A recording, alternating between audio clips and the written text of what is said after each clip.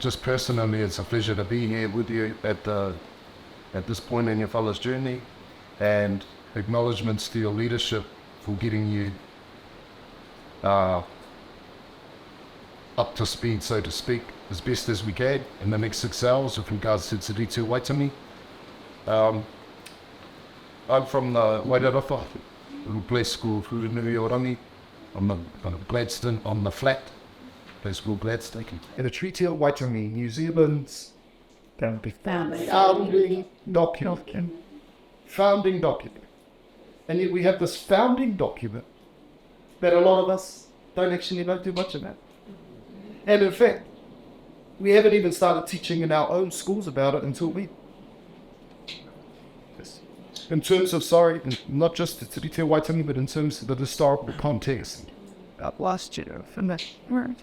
You were supposed to come in last year. Supposed to come in last year. It's coming this year. It started this year. So it's supposed to be introduced last year into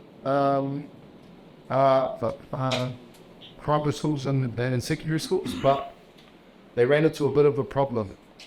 So they got the curriculum together, but what they found was that actually, how do we teach this stuff, Lee? How do we teach this stuff? Because as we know, how do we teach this stuff? Because we've already sort of touched on a couple of things around, we need some clarity around Te Tiriti Waitangi. What else? What are some of the challenges when it comes to teaching about this stuff? Teachers, though, this was a big issue for the curriculum rollout, pedagogy. How do we actually teach this stuff? Like generation to generation, as if like to tip support, but that's hard to be like. And because generations are teaching their in their offspring that knowledge and the total of knowledge that it's not saturated in. Yep. Absolutely. Changes between generations. We often find this in work lots of institutions and people always, they give these funny disclaimers. Oh, this is what my dad thinks. And then they put it up there. But they're absolutely right. And so there are those challenges around generational assumptions.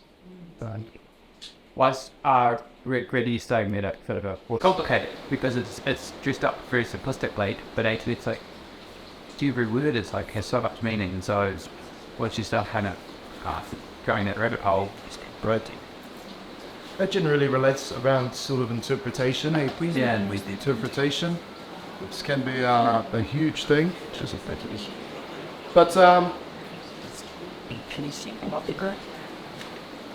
yeah, so these are the points. You can't teach what you don't know yourself. Yeah, absolutely.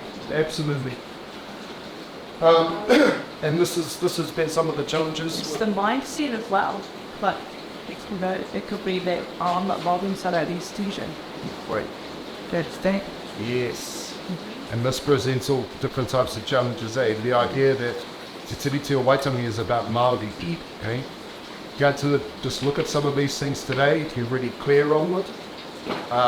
We're going to look at the idea of Te Tiriti Waitangi being the founding document of New Zealand. None of us really we don't teach about it. You go to America and you talk to them about their, what's that? It's in the Constitution. They know every article, Yeah, quite stuff like that, man. Yeah. Sorry.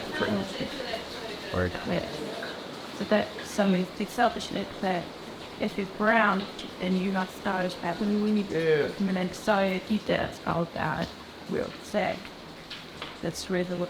Yeah, good point. The part is that this is a really big thing, eh? If in general, if our pākehā whanaunga don't know about Te Tiriti Waitangi, why would our Māori students or citizens know about it? They went to the same school. And this is one of the challenges that we have in institutions, is that Māori staff are expected to know about Te Tiriti Waitangi, how to implement it, the difference between provisions and principles, the distinctions, the implications.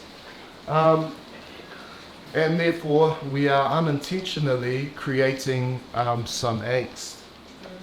We're unintentionally creating some angst that potentially has further complications for your fellow spouse.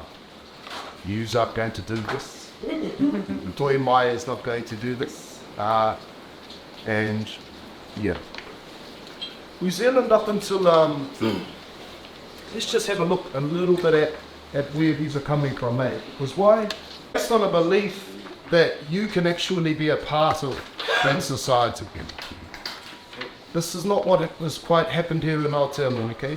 Assimilation has meant, yes, Māori, you can be a part of this new society that we're building, but in a particular capacity. Someone know what their capacity was? Karaminui Roka refers to it as this. Be kind. The servant class. To we. Happy. The servant class. And so in schools, in native schools, Māori children are taught things like leather curie. Our wahine are taught how to keep a home. Pardon? Yeah, and agricultural practices. Colleges like MAC in Boots Bay, Te Tiriti College. Te Tiriti College is actually a little bit unique because they had a principal there, John Thornton.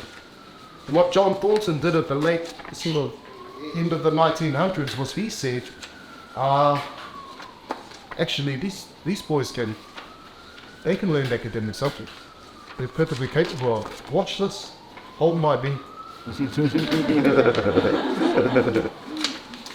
And he starts running university matriculation tests with Te Tiriti College students. And what is the result of that?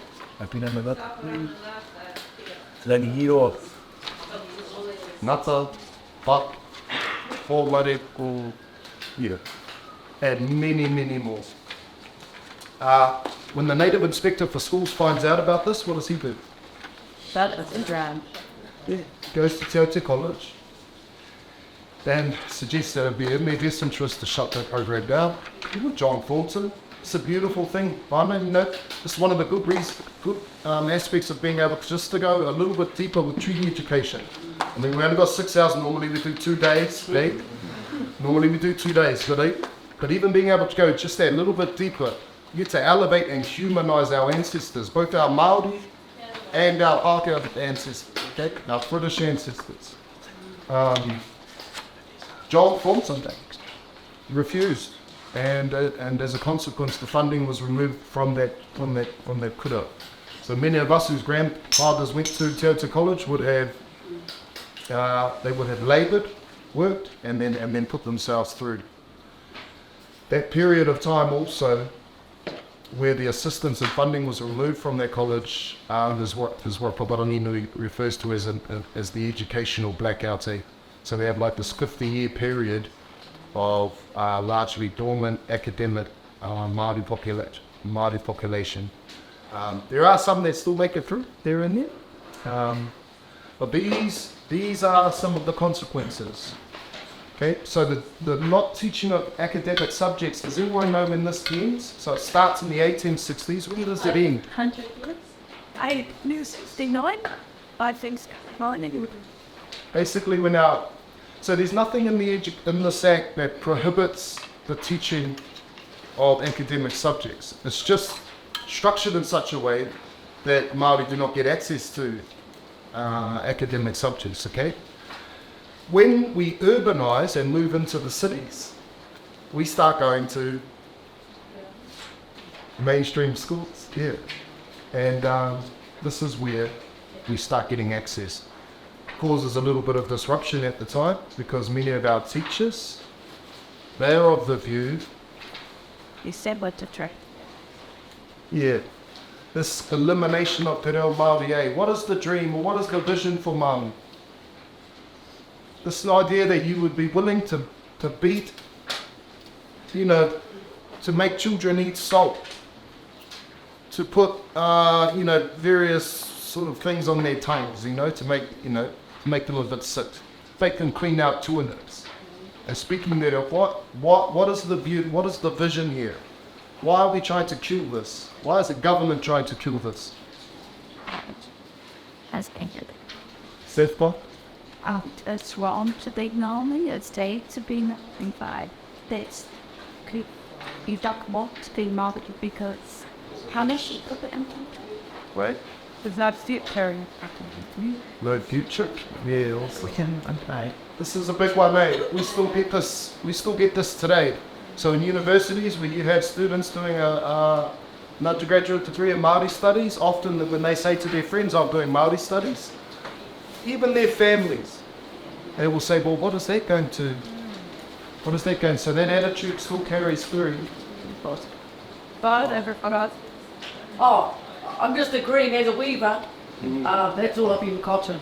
Yeah. Is where's that going to take you? Yeah, pretty much. So that's when I was going to say response to your question earlier, I just think it's just one of the parts of colonisation. That old process is we're going to tell you that your religious practices and beliefs are no good, and the way you operate is no good, which makes your language no good, and if that doesn't work, we're going to breed it out of you. Right.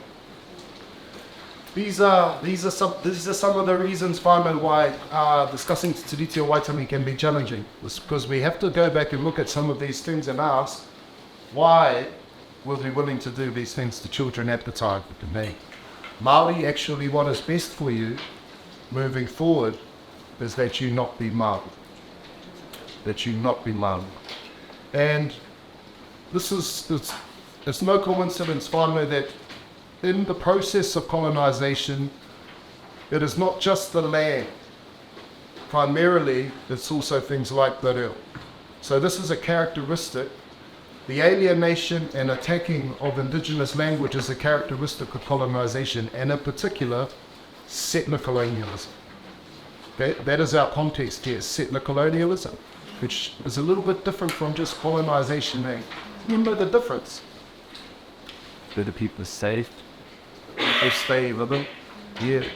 The people, so colonisation, you have imperialism, which is where, an empire might take control of the political workings of another state, but they sort of behave like they're not doing that, but in other range, like like America gets tailed a bit, and criticism quite often, but not so. Yeah.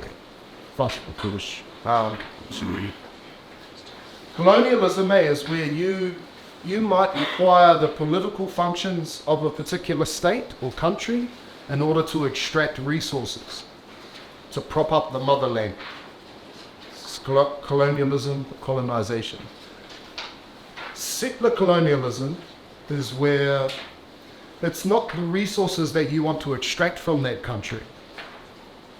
It's the land that you want here. Okay? And so you natives that are on the land, what we need you to do is vacate. We'll go. And so here in Aotearoa, how have Māori been made to vacate? We'll go. Absolutely. So on the road. Boikatu. Land confiscations? Excellent. Land confiscations. We put on, has everyone heard of Upukore? Upukore, about the Whakatane region? They're put onto reservations, told if they leave those reservations, they will be shot. Those reservations were on the worst of their lands that were left. Okay, so reservations occurred here in New Zealand. How else Māori made to leave? Then we changed the rules so that groups couldn't own land, only individuals. Right. So everyone's familiar with the Native Lands Act, 1862, but with 1865's Red of Kit Code. We might discuss a little bit later. Gold tax. Gold tax in the north. Yeah. Really, started one milk. Yep. No, I'm not anti-principles. We're not anti-principles. It's just important that you understand the limitations and the extension of those principles. What's really important is your ability to know, understand, and to be able to connect any policy, any strategy, any initiative that you are going to come up with in the workplace to these provisions. To the articles. Now, we know we have two different treaties, Te Tiriti of Waitangi and the Treaty of Waitangi. There are some things in them, though, whānau, that are the same. Okay? So at Article 1, Rangatira agreed to give to the Crown, to the Queen of England, a level of authority. The difference between the two texts is how much authority he believed. How much authority. Same in Article 2. That the British Queen guarantees ongoing Māori authority. This is really, really important.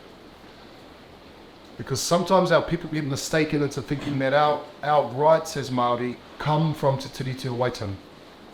They don't. Te Tiriti o Waitangi just guarantees that those rights that already exist are going to carry on into the future. That's what Article 2 guarantees. Again, the difference, or what does that authority look like? How much authority? Article 3, basically the same. This is the extension of the rights of British subjects to Māori.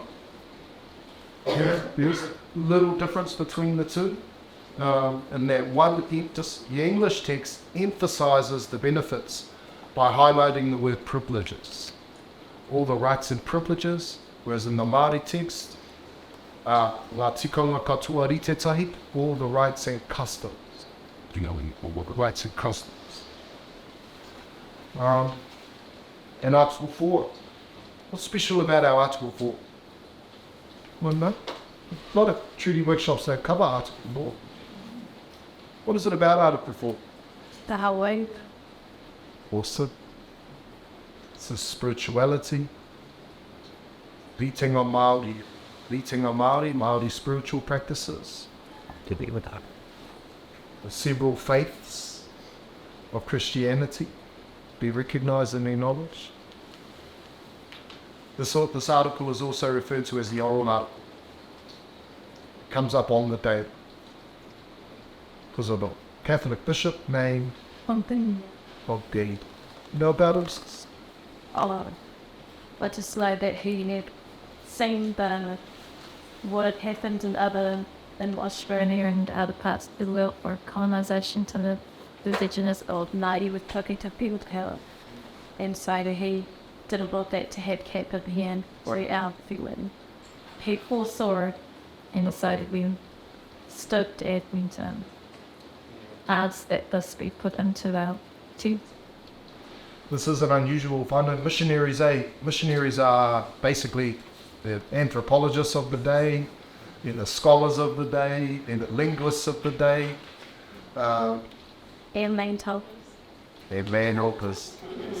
And Hakapapa holders. Yes.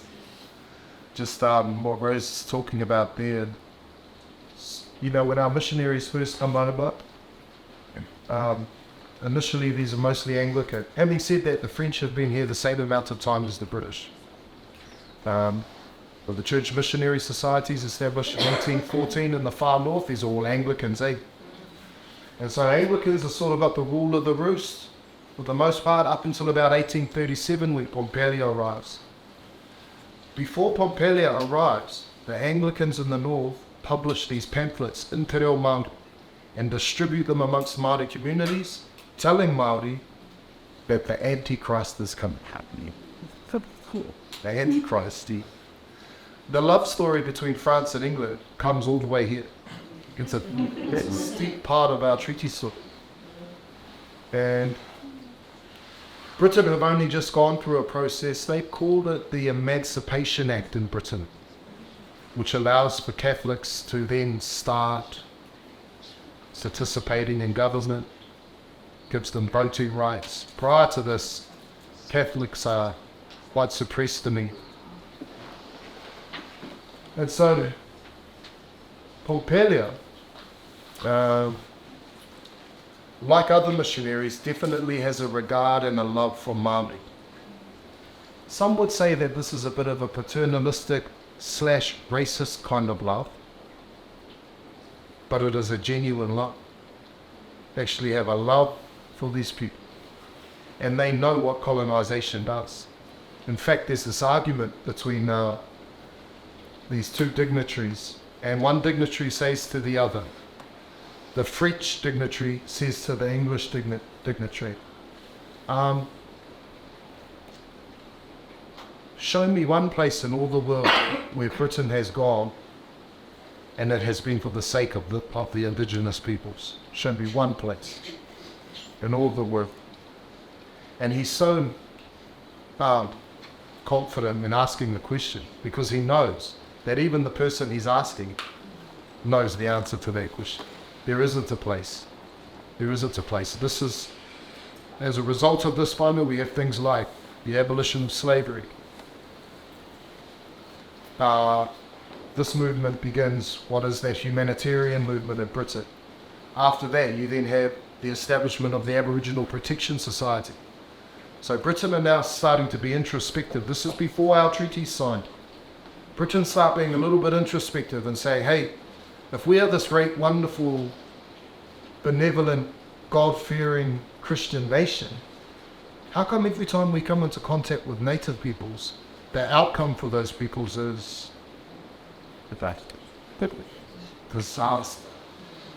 Disaster. And in fact, they can't find one example to the contrary. Do you know where their very first example to the contrary is going to be?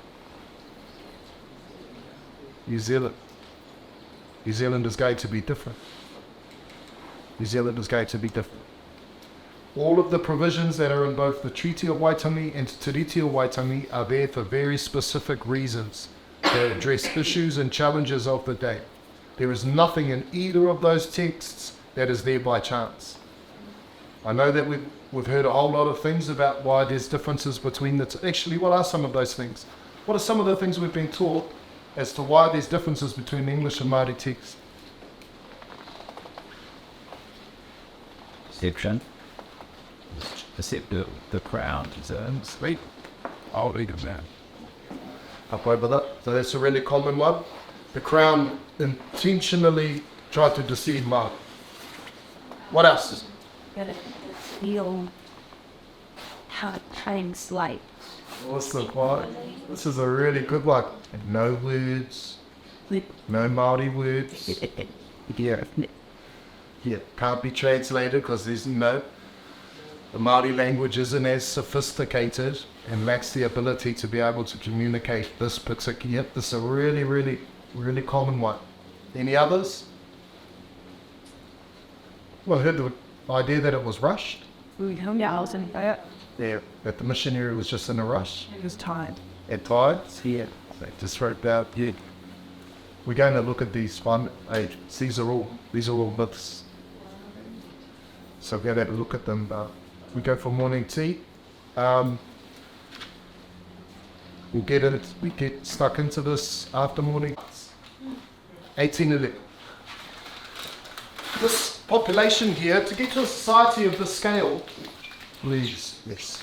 To get to a society of this scale, what do you need? I mean, besides the obvious, what do you need? You have a population of 350,000 people. You need rules. Absolutely. What do we call rules? Laws. Absolutely. And in Te Reo Māori, we refer to these as tikanga. Kawa. Tikanga and kawa. Awesome. Tikanga and kawa. So, Māori society, whānau operates around tikanga and kawa. This is our constitutional structure. When you hear that term constitution, all that means is the rules that you've agreed upon as a society that will determine how power works. So that's what a constitution is, okay? Here, tikanga and kawa. We are from in the Wairarapa. Tikanga are the principles, philosophies and values that underpin the protocols. The protocols. And this whenua of ours, forgive me, okay? Comes on this case of favour. the longest coastline. Okay. Now, tikanga and kawa is so important that even today, when you fellas go into someone else's marae, you don't abide by your own kawa, you abide by whose kawa? Theirs. It's because you recognize, yes, when in Rome, because when in Rome, do as the Romans. When in Tūhoe, do as the Tūhoe. When in Ata Kura, do as Ata Kura. Excellent. This fundamental philosophy is what governs how whāua works here and determines how we treat one another in any given space. Any given space.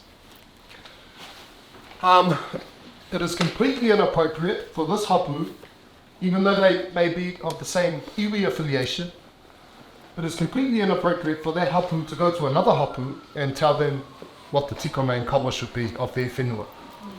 This is because hapu are independent and autonomous in their political decision making over their people's resources and their whenua. They are independent, politically independent. They do not require the politic of another in order to determine how things will function when you're in their territories. Therefore, it's really inappropriate, particularly to go to another MP territory and try that, okay?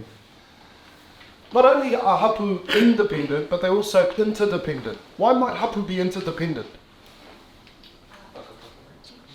Protection, excellent. Sometimes might have common enemy. Trade, resources. Okay, coastal hapu with interland hapu. This entire whenua whānau is covered in ngahere and birds. Tuna. All kinds of rongoa. When there's a guy by the name of Baron de Terry, before he arrives here in 1837, he's 2 nautical miles offshore, so about 4 kilometers offshore, and he arrives just before Te Ata Kura, just before the red dawn breaks, you know, and all he and his crew can hear is the sound of birds. All of these coastal hapu would have researchers. If you want to read a really awesome account, read the Muri Whenua Fishing Report by the Waitangi Tribunal. Okay? In there, they go fishing on 2 nights of the year. Wow. 2 nights, but on those 2 nights, they catch something like 700 sharks. Wow. Yeah, they catch all manner of sharks. They know the difference in the oil produced from the liver from each of these sharks, and that oil is used for different purposes. For instance, there is a small shark that they would catch. They would extract the liver from the oil. This would then be mixed with herbs, and this would be what is applied to your hair. And to go through to these lengths, the culture of the Muri Whenua people when it comes to fishing. 2 nights of the year they fish, and every hapu had responsibilities in regards to that harvest. And there's a wonderful account in the Muri Whenua Fishing Report of what those people were up to. They had fishing nets that were 900 meters long, nearly a kilometer long. Yeah. So, one of the things that frustrate me today about, Māori cuisine gets reduced to hangis. You know, it's as if we had hangis all the time. You know, breakfast, hangi, lunch, hangi. But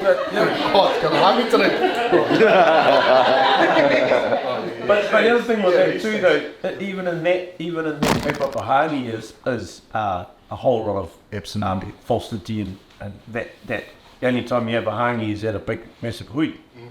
Well, actually, everybody had hangi at their own little whare. They had their own umu, and it was only to cook enough kai for your little bit, but the collectivity happened post-contact, where you didn't have that anymore until you kept that going at mass hui, so it turned into this cook for hundreds and hundreds of people. And that's completely shifted our tikanga in that thing too, because like you go to the islands where that practice come from, And every whare's got his little umu hole out the back, you know, and you only cook enough for 2 or 3 people or 4 people. You're not cooking for 50 all the time. Yeah. Whereas the false normal that we accept here in Aotearoa is that if you have a hangi, it has to be for heaps and heaps and heaps of people. But that's never what it was. Even the type It meant to cook kai. Yeah, even the types of kai, we had dried kai, smoked kai, fermented kai. We had different ways of smoking kai, all kinds of raw kai. All of these, and anyway, that's another. These boundaries, Father, these iwi boundaries. These iwi boundaries, how do we determine these boundaries? Do those iwi just go, oh yeah, that's the boundary, cool. Rivers. Is it geological? Maunga, awa, ngahere, what else? How else do we determine these boundaries? Stars? Yeah. They would, I'm not an expert in tātai arorangi, but yeah, I'd imagine they'd play a part to some degree. Probably more practically though, in terms of on the lands, what are some of the things that these iwi might engage in to determine these boundaries? Warfare, absolutely. What else? Marriage. Tomo marriages, arranged marriages. These are forms of, when you have treaty making, these are forms of treaty making people. Māori are treaty making peoples. We just don't have it written on paper, we each sign. But the idea that you enter into a solemn agreement that both parties must honour, and that you might commemorate this agreement and commitment by the union of 2 of your children, and that from that point on, your ure are the same. Yes, these are treaties, okay? We have a treaty between Te Tiriti and the Wairarapa. We refer to our treaty as a tatou pounaui. It's a form of treaty making. It's back in the days when Te Tiriti weren't quite established here, early on, 1830s. And there was some encroaching into the Wairarapa. Okay? Everyone knows Te Tiriti will come down from Taranaki, eh? Same iwi. So when they've come down, we notice that there's some Te Tiriti on our lands, okay? But we've just come back from a massive exodus to Nukutoru, from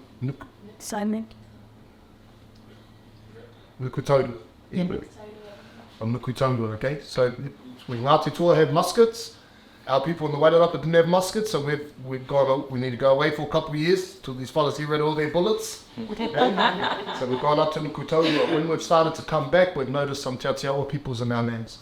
So we entered into a tatou pounaui, and what we've said is that the waters that flow to the south of the Rimutata, that's Te Tiriti. The waters that flow to the north, this Kawamunu, Rangitane ki Wairarapa. Okay? That's how we're designated and delineated territorial boundaries. To give you an example, this has got to be even worse. Right? Okay. Boom. This is England. Ireland.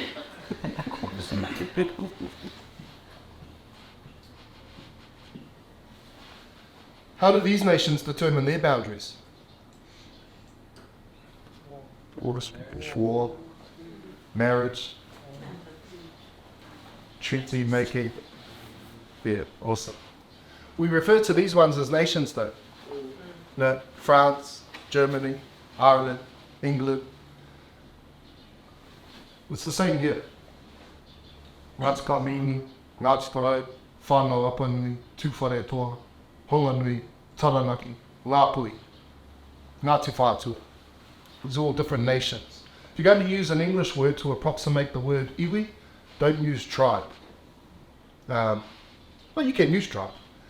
Te Ata Kura chooses not to use tribe on the basis that it's derived from a Latin word tribus, which means of the lower classes. Tribus. I only found that out for Papa Vaughan. When he was doing his law degree, they had to study Latin for 5 years. And he learnt the origin of all these words we use, all that words like tribe. Is that why in say Canada, North West First Nations. First Nations, is that why that's referred?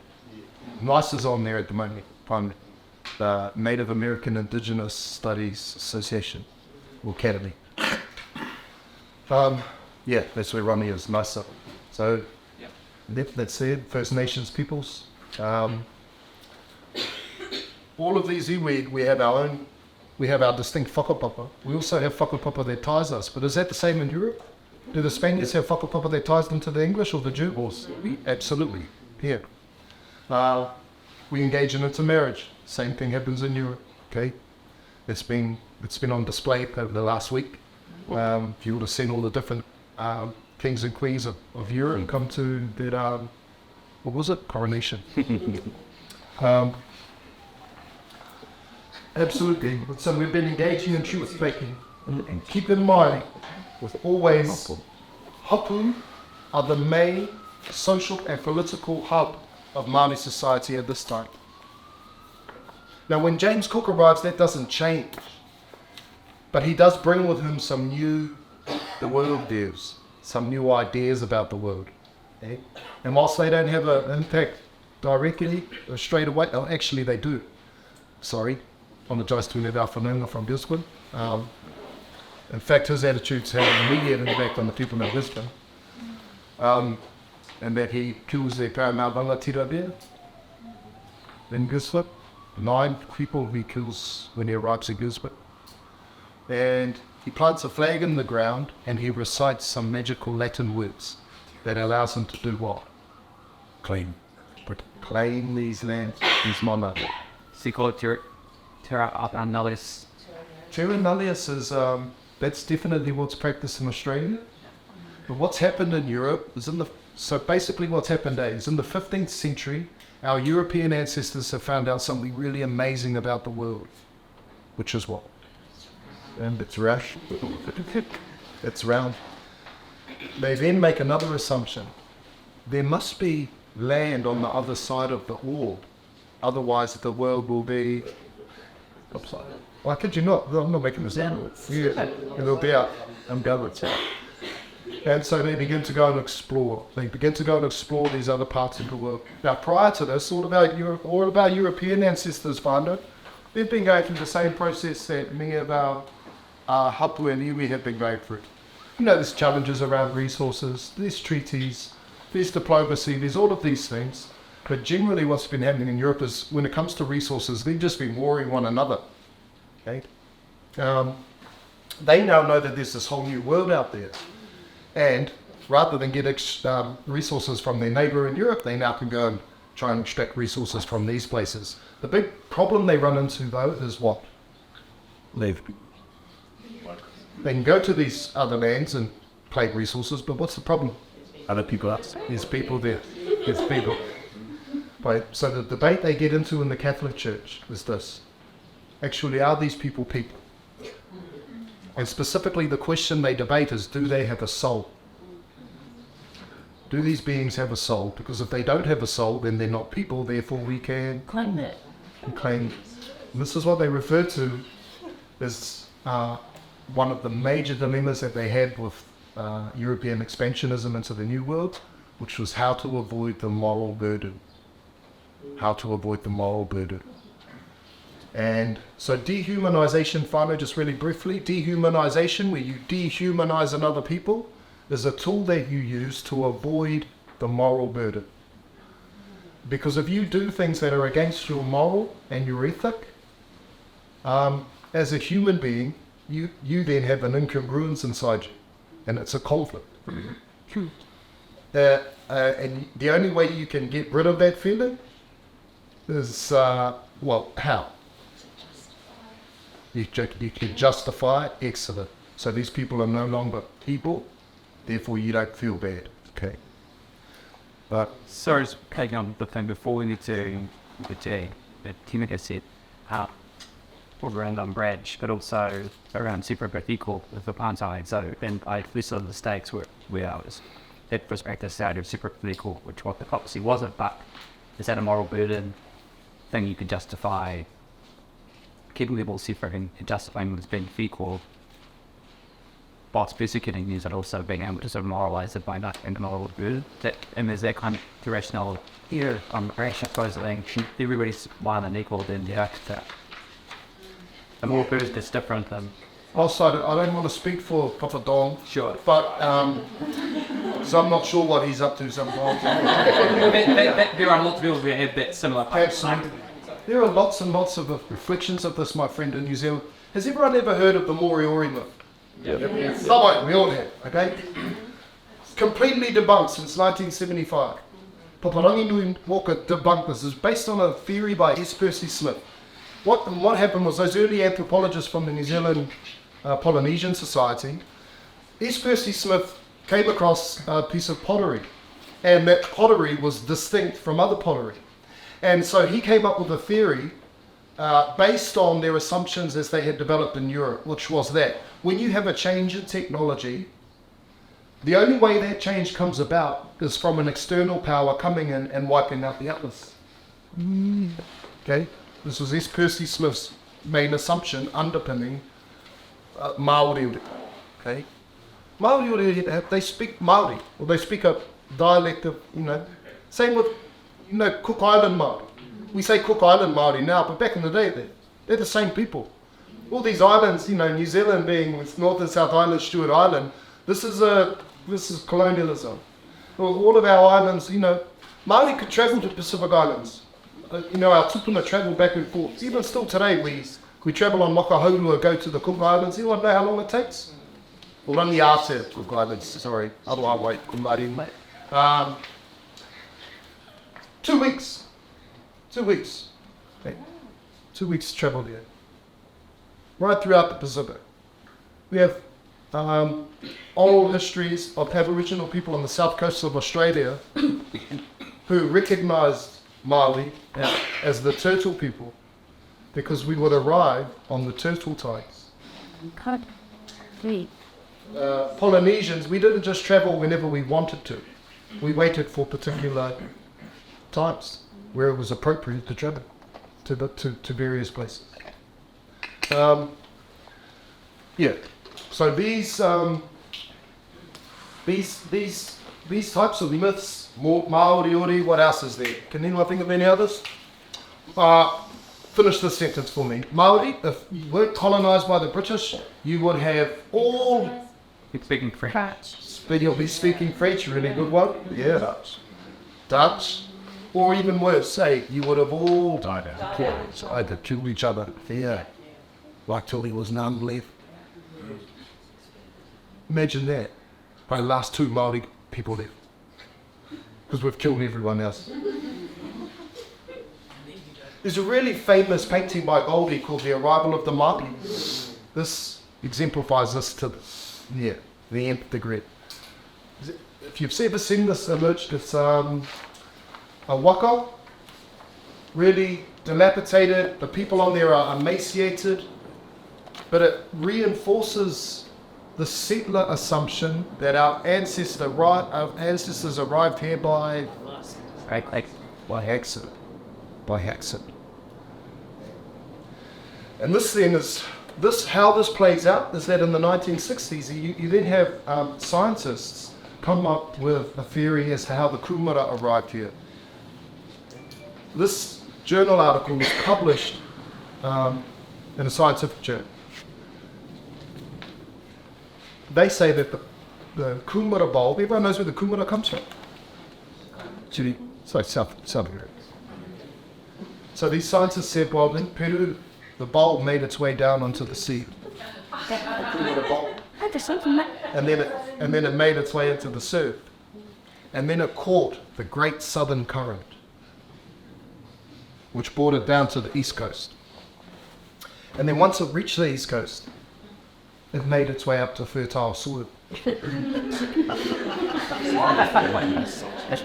And then it cultivated. Now, when we hear this today, ridiculous, right?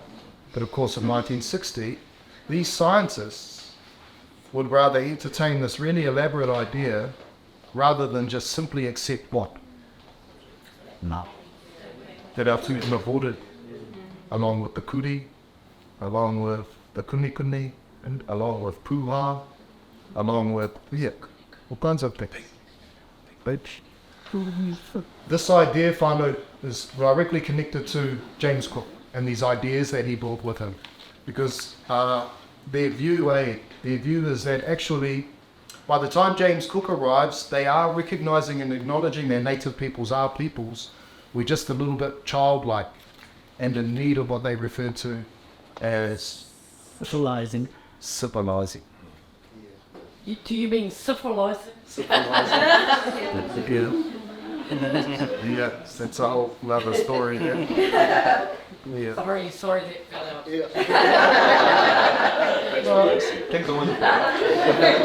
That's right, though. I mean, because there are lots and lots of, many of you that have learnt any true education at school, you would have been taught about the intertribal musket wars. Undoubtedly. If you've been taught about the intertribal musket wars, you would have been taught very little, if anything, on the epidemiological impacts of introduced disease on Māori society, which account for 80% of our mortality. 80%. The musket wars are around here, 17 to 20%. They were significant, the musket wars, but pale in comparison to the impacts of introduced disease. Now, if we go into this library here and challenge you, anyone who might do it, go into any one of our libraries, you'll find a whole row of books written on the intertribal musket wars. You will not find one text dedicated to the epidemiological impacts of introduced disease on Māori society from 1769 until 1840, where our population declined by 100,000. Why? Why is that? Because the Luinga glory are totally. Yeah. Historians, definitely this would be a totally interpretation. What is it about the musket wars? What does that lend itself to? Reinforces the savage. Upward. The Māori coping styles that you did into yourself. Yeah. And in fact, it also lends itself to the white saviour narrative. Why? We need it to stay. We need to be saved from ourselves. You be the It needed to be. This is an important part of our treaty story, whānau. It's an important part of our treaty story. The noble savage and the white saviour narratives. Yeah, everyone's familiar with noble savage, eh? It's a bit of a what do you call that? yeah. I think it was a marketing ploy. So, there's the savage part of it, but then they've got to chuck in the noble part. Otherwise, no tigers would come down here if it's just savages. Noble savages. They're savages, but they got potential. Nothing at all.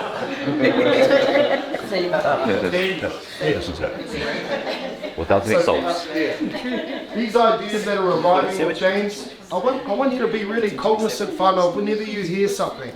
So when you hear people bring up Māori, even if Crown had to apologise to Māori Ori 2019, what for? They had to specifically apologise to them in their tribunal, in their apology after their tribunal claim. One, for perpetuating the myth that they were extinct. For perpetuating the myth that they were extinct. There were some Māori that done some terrible things in the Chatham Islands. They were taken there actually by Europeans and imprisoned there. Not today. There was the latter one, and there was an earlier occasion. Right? But the idea, the difference between Māori and Moriori is like the difference between Ngāpuhi and Wetau, or Te Arawa and Kāpuhi.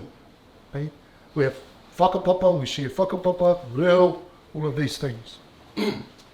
But yet, that myth still really, really is valuable to a lot of New Zealanders. Why? Justifies it. Good point. It allows for A grand narrative to prevail. And then it's superior. yeah, and there are lots of others like it. Okay, there are lots of others. So just be cognizant of when you wear these things and just go, actually, this is part of what aspect of this is about, my comfort or my discomfort? How does this story lend itself to either of those?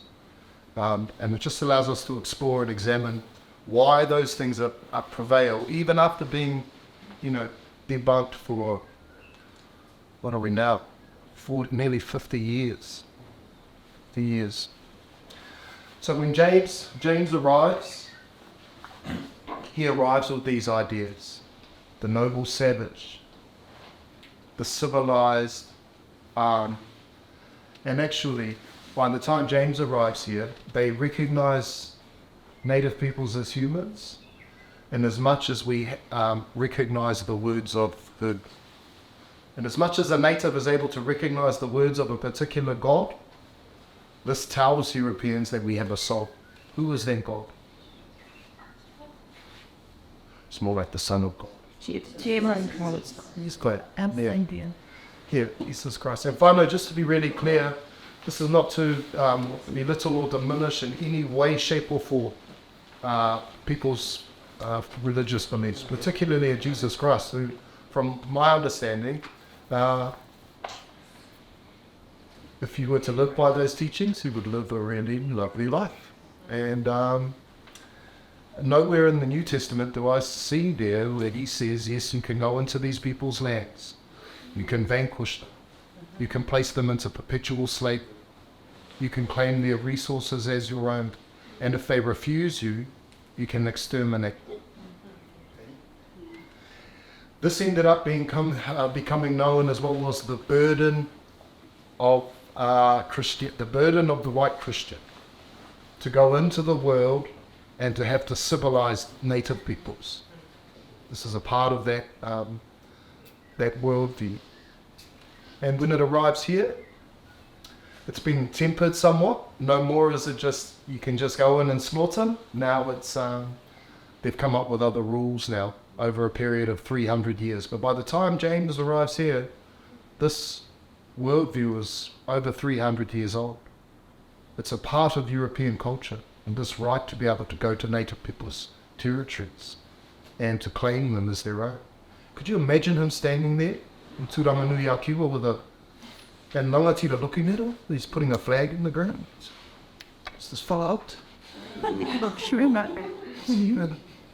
Would have been completely inconsequential at the time, but it is not until decades later when this worldview is held by such a significant proportion of our British ancestors, and then they'll start arriving. Now, what we're going to do from this point on, let's have a look at our teas. Yes?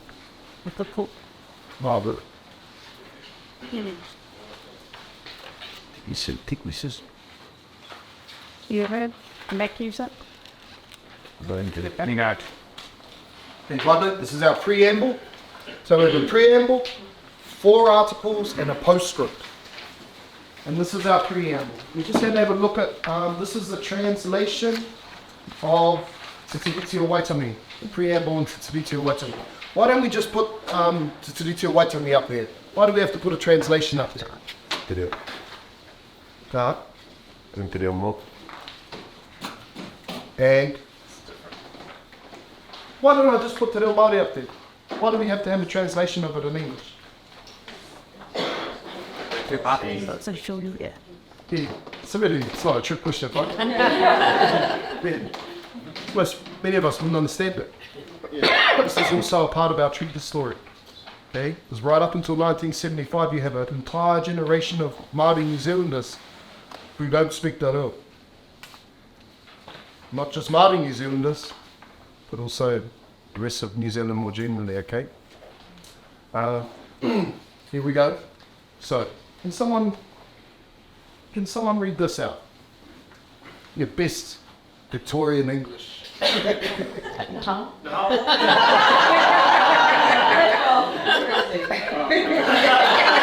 Speaking of colonisation. British in that hole. It's British accents. Hustle for.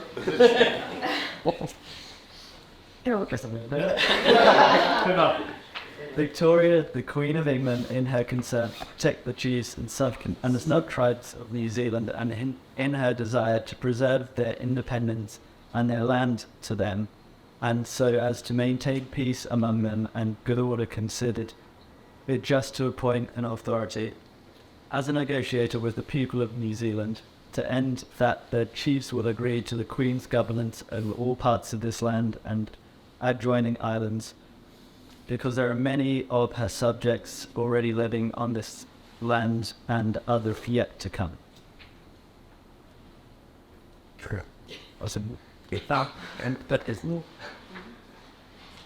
So the Queen desires to establish governance so that no evil will come to Māori and to European living in a state of lawlessness.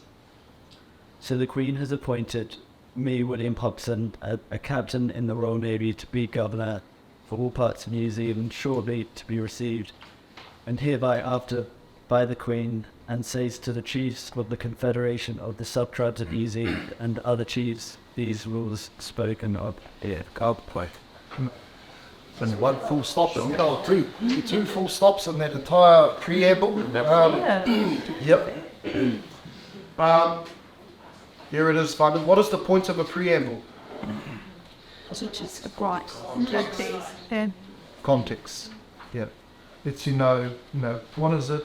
What are some of the issues at play that give consideration to the need for a treaty in the first place? These are some of the things. So what are some of the things that stand out?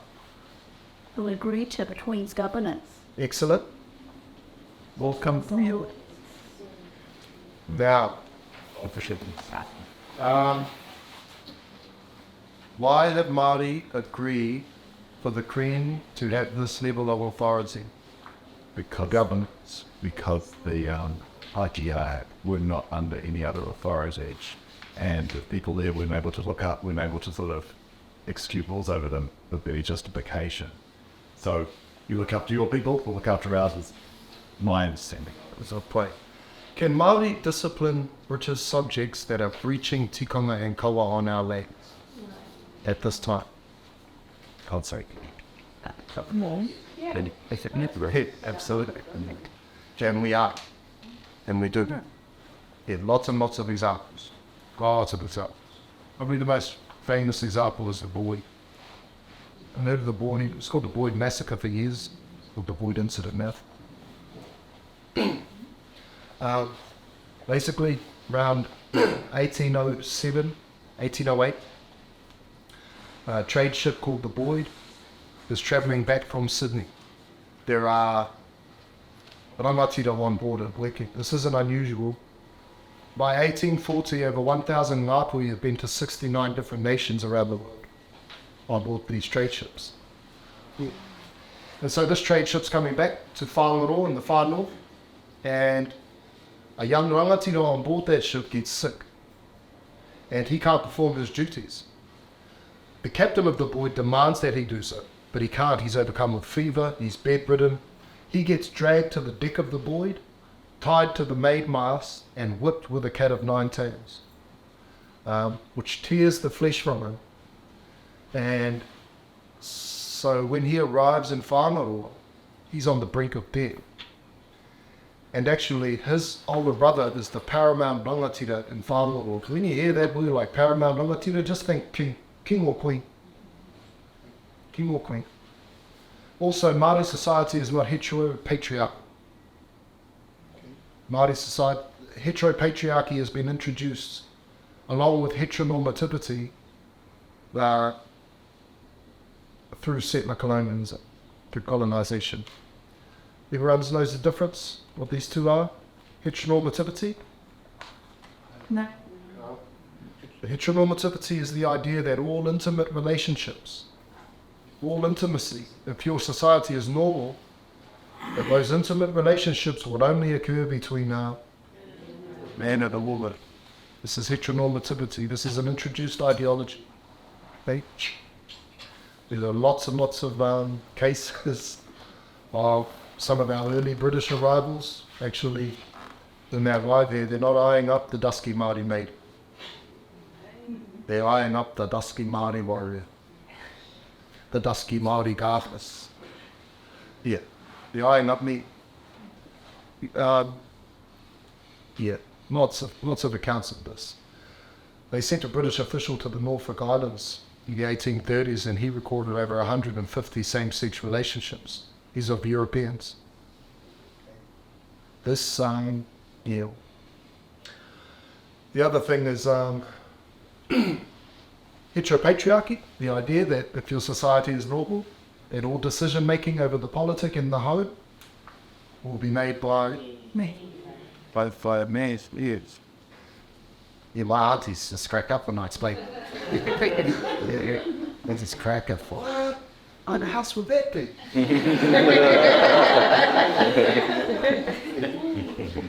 He's introduced ideas, okay? Now, yeah. Oh, I'm sorry. They're young, so the Paramount Rangatira comes down to the harbour in Whanoro. Anyone ever been to Whanoro? Not Whanoro, Whanoro. And stunning. This rangatira comes down. He hasn't seen his little brother for quite some time. Can't wait to see him. Comes down, finds that his little brother is on the brink of death, and that the captain of that ship has actually done this to him. And what's funny too is there are 2 other Māori on board the ship, and when they're watching him being whipped, they say to each other, these people don't know what they're doing. When we get to Whanoro, someone's going to have to pay for this. Yeah. Everyone knows what this is, eh? Sorry. I'm trying not to get lost. Utu. Whai. Yep. So utu, often people call it revenge. It's not utu, it's just the processes that we can go through in order to restore balance in mana. So when you've diminished the mana of another people, there's now a problem in our relationship. It's incongruent.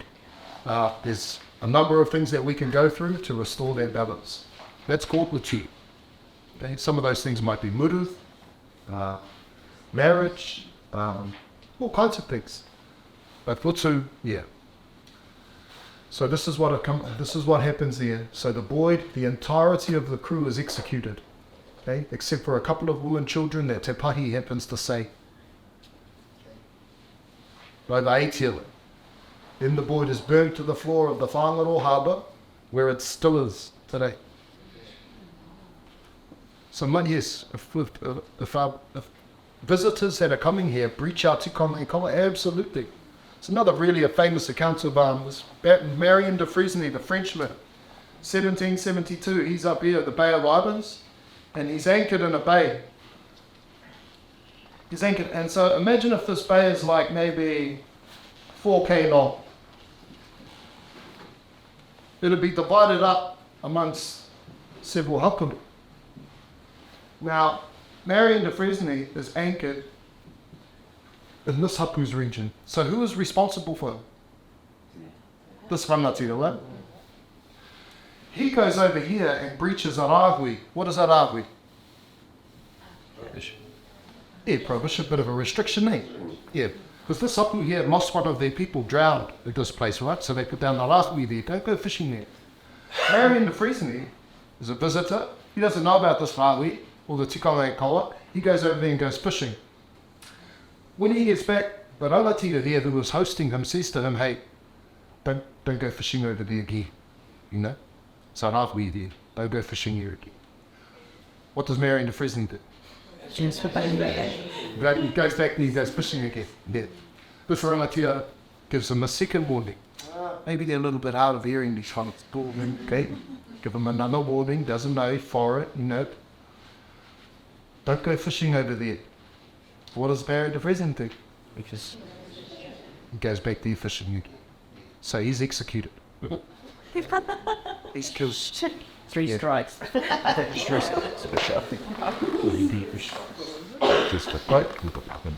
So, the problem with this is that when we have these British friends, these new arrivals coming, not all of them are breaching the law. In fact, some of them have joined hapu life. Some of them have become members of hapu. We call these people, does anyone know what we call that? There's a book written about it. It's called Pākehā Māori. On the cover of that book is a Scotsman with a full-face tāpe. He has several wives. He has occupation rights over lands. This is another thing. If you, as a European, get rights to occupy lands, your ability to occupy those lands and benefit from the resources is completely dependent on the health of our relationship. So long as our relationship stays mutually beneficial and you abide by the tikanga and koa of my lands, then your right to occupy those lands will remain intact forever and ever. As soon as our relationship is no longer mutually beneficial and in fact is irreparable, your right to occupy those lands is forfeited. This is Māori land tea. You can be tuku land. People might tuku you land for particular reasons or purposes. Now, these are just some examples. Yes, Māori can apply Māori law to British subjects, but we have this flourishing trade relationship. And you know, it's a little bit like, if my kids over at your house playing, say me and you are good friends. My children are at your house playing, but my kids got no ears. And they're making a mess in your whare. And you might ring me up and you go, JJ, can you send over, one of your older kids to keep an eye on these younger ones? Or, something to that effect. In order to preserve our relationship, rangatira are considering how might we address some of these bad issues whilst also maintaining and benefiting from particularly the trade. Just to give you some insight into trade, Māori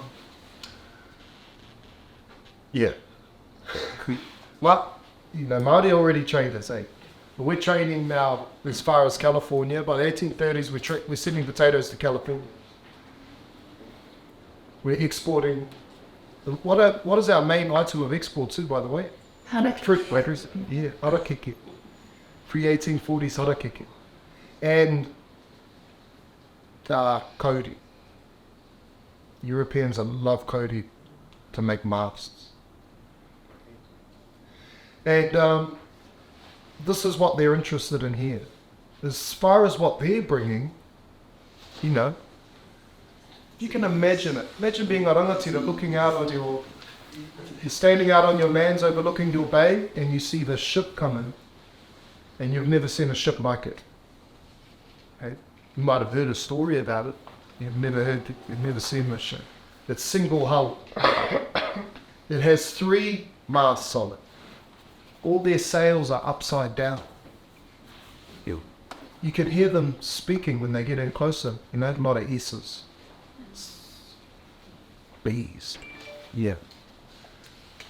You see that they have different attire. They have different fabrics, textiles. You get invited on board.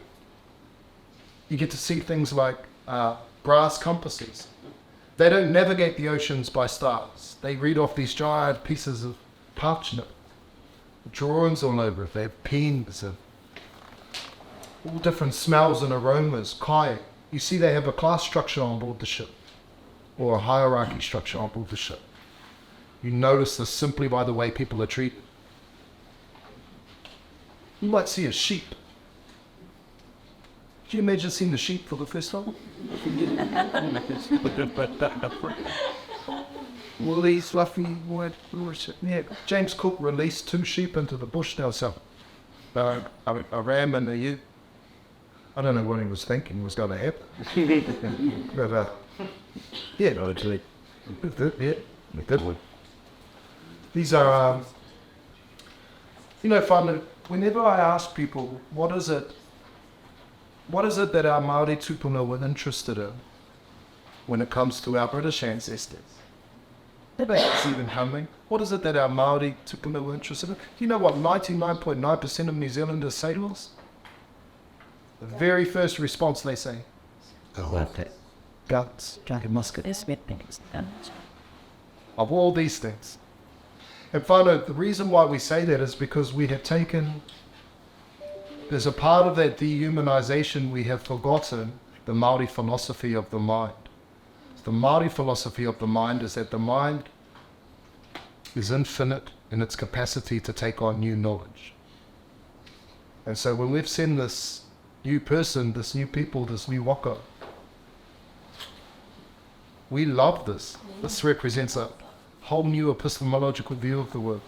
And we want to know where they come from, what their rero is, what are these things, books that they read from. Oh, they just talk about the Aotearoa freely and openly. Wonderful. Who is the sato that they speak of? Oh, yeah, the sun. I want to learn about this.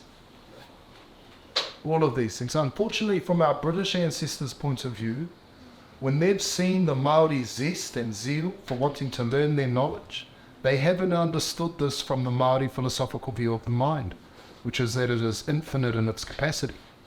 Instead, when they have seen this, they've gone, well, of course, the New Zealanders want to learn our knowledge, because our knowledge is superior.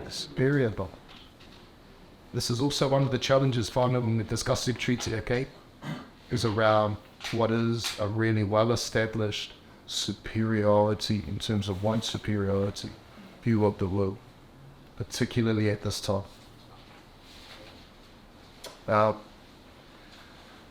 As far as our preamble is concerned,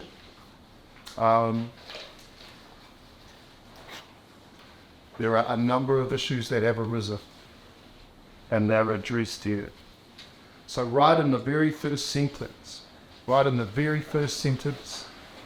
the Queen, what does she say there? In her con, we keep relevant checks, rituals, and trades. To preserve their Embedded in you. and their bands to them. The term independence whānau, this is one of the translations for the provision in Article 2, tino rangatiratanga. Sometimes people have tried to say, oh no, tino rangatiratanga means, for instance, Crown Principles on Action for the Treaty of Waitangi. Tino rangatiratanga means Māori have the right to organise as iwi and under the law to manage your resources as you were. It's how they define it. But how do we know that in 1840, rangatiratanga means independence? How do we know that? How do we know that rangatira know this when they're reading it? It's in 1835, they signed it. Hey, fuck a purples. Where at? Declaration of Independence. Where it's in the title. Can Same translator. Henry William. but then it was 200 years, 2 weeks ago. Oh. The farm. Oh. Yeah. Check. 200 years. Yeah. Yeah. So Henry Williams, very same translator, he has used rangatiratanga in the title of the Declaration of Independence, which has been recognised in the British Parliament by Queen Victoria, by the French, and by the United States government. The Declaration of Independence continues to be signed right up until September of 1839. So just a few months before treaty signed, it's still being signed. These terms are all used in it, okay? Now, why is this an issue? Why is this an issue? To preserve, why has she had to write in there, Māori, my intention here is to, assist in preserving your independence and your lands to you. Because Holland has anybody. Absolutely. Māori definitely have this, but why might it be a little bit of, why does she have to write it in there explicitly that this is what she's doing? Otherwise, I mean, something. And why not? This is really interesting. Fine, okay, we're going to discuss this a little bit more when we get to answer 1 to 2. But Māori, hey, remember how many ngāpuhi have been? 69 different nations, over 1,000 of them. And what have they seen when they've travelled around the world? And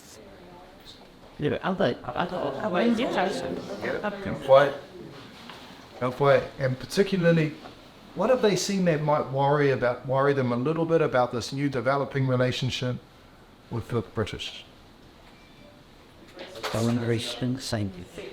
Suppression?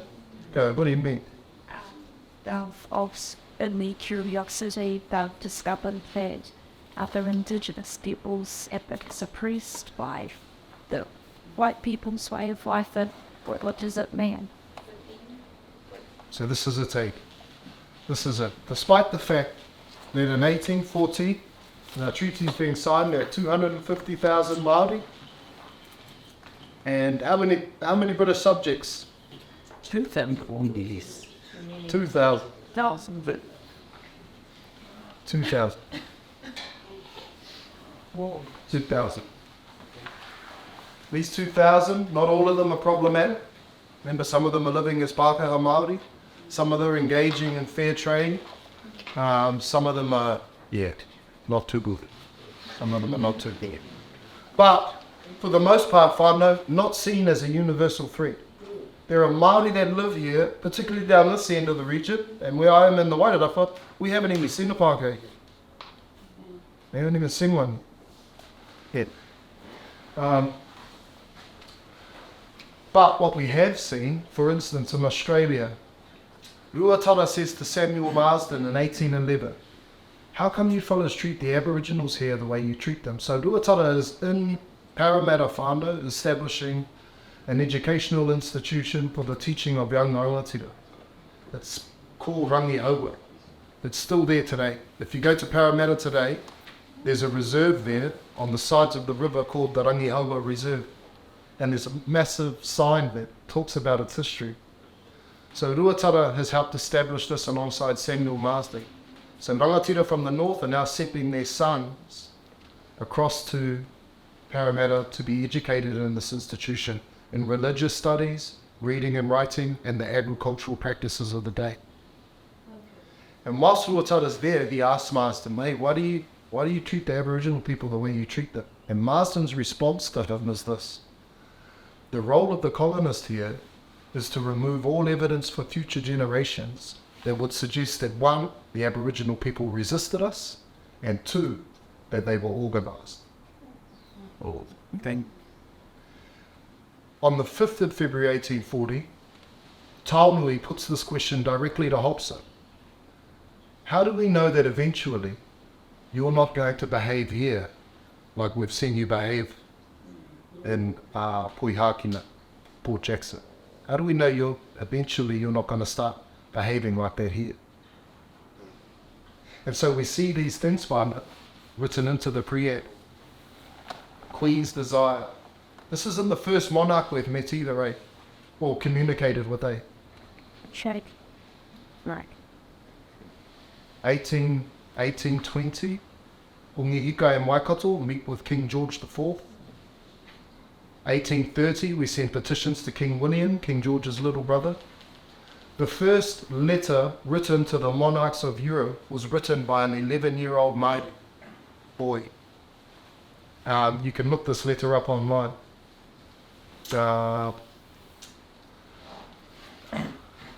Sorry, I can't remember his name at the moment, but he's also, at 21 years old, he translates the Declaration of Independence into Te Reo Māori. So he's the one that's written it. But at 11, he's the first known Māori to write to the monarchs of Europe. So now we're dealing with Queen Victoria, as we have been dealing with those before that. And the issue of settler law, or the lawlessness of British subjects, has been raised in the past. For instance, when King George is walking around with Hongi Hika, they're walking arm in arm. This is in London. They're at his estate in London.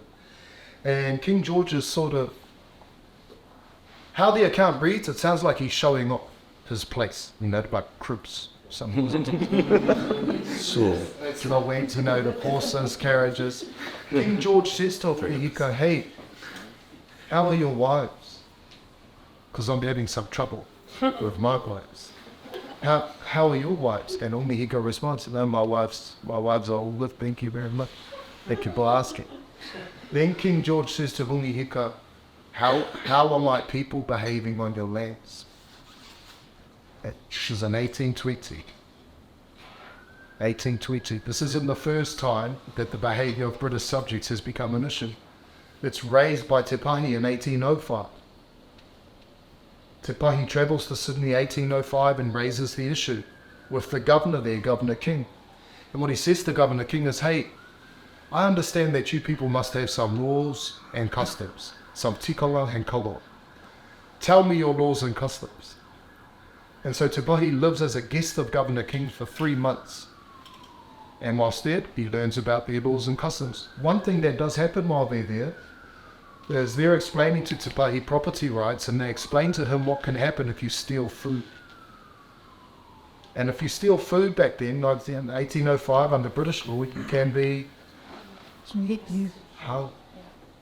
When Te Pahi hears this, he goes, that's extraordinary.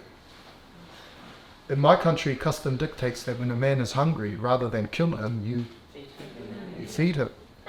He then, he then gets invited to the sentencing of 2 men that have stolen a pig. They're sentenced to death.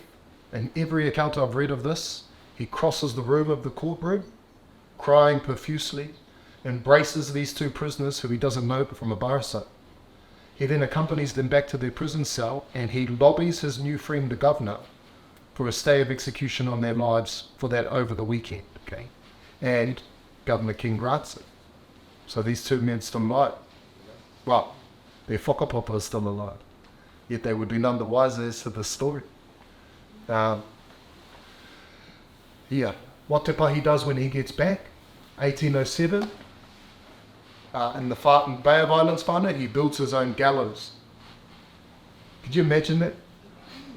If you imagine you're a British trader and you're sailing into the Bay of Islands, you've never been here before, and you look up on the hill and there's a gallows that a rangatira of the natives has built.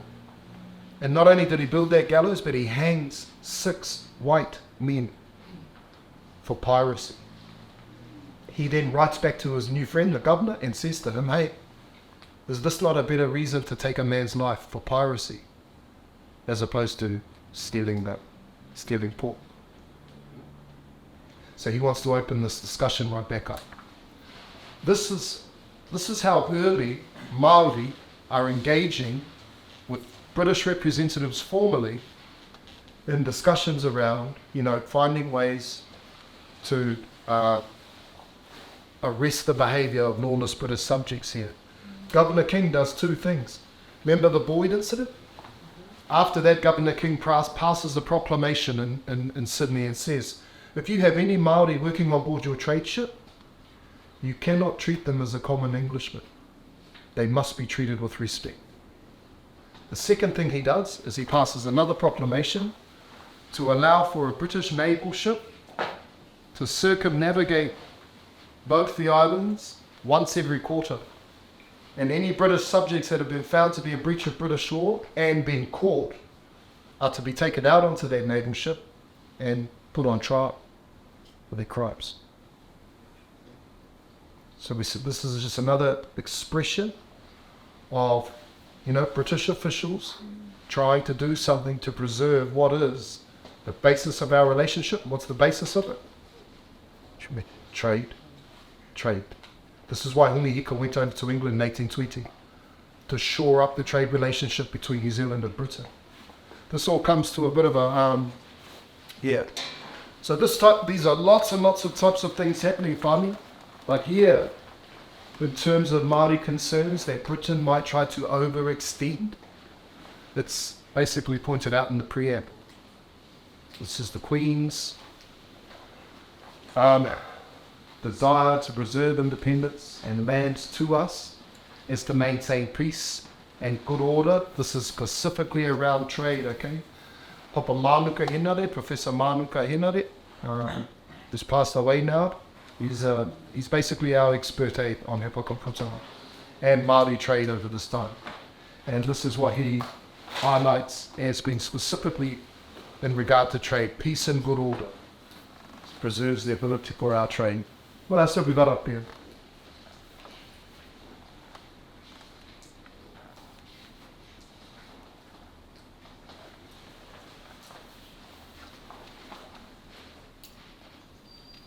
Let's have a look at it on this side. Preamble. So this is just a breakdown of that preamble, only because, sometimes funny, we would have just mentioned this just before in regards to some of the interpretations around the differences between our two texts. One of the things we've heard is that, that Māori just didn't have there were no words in the Māori language to be able to convey certain things.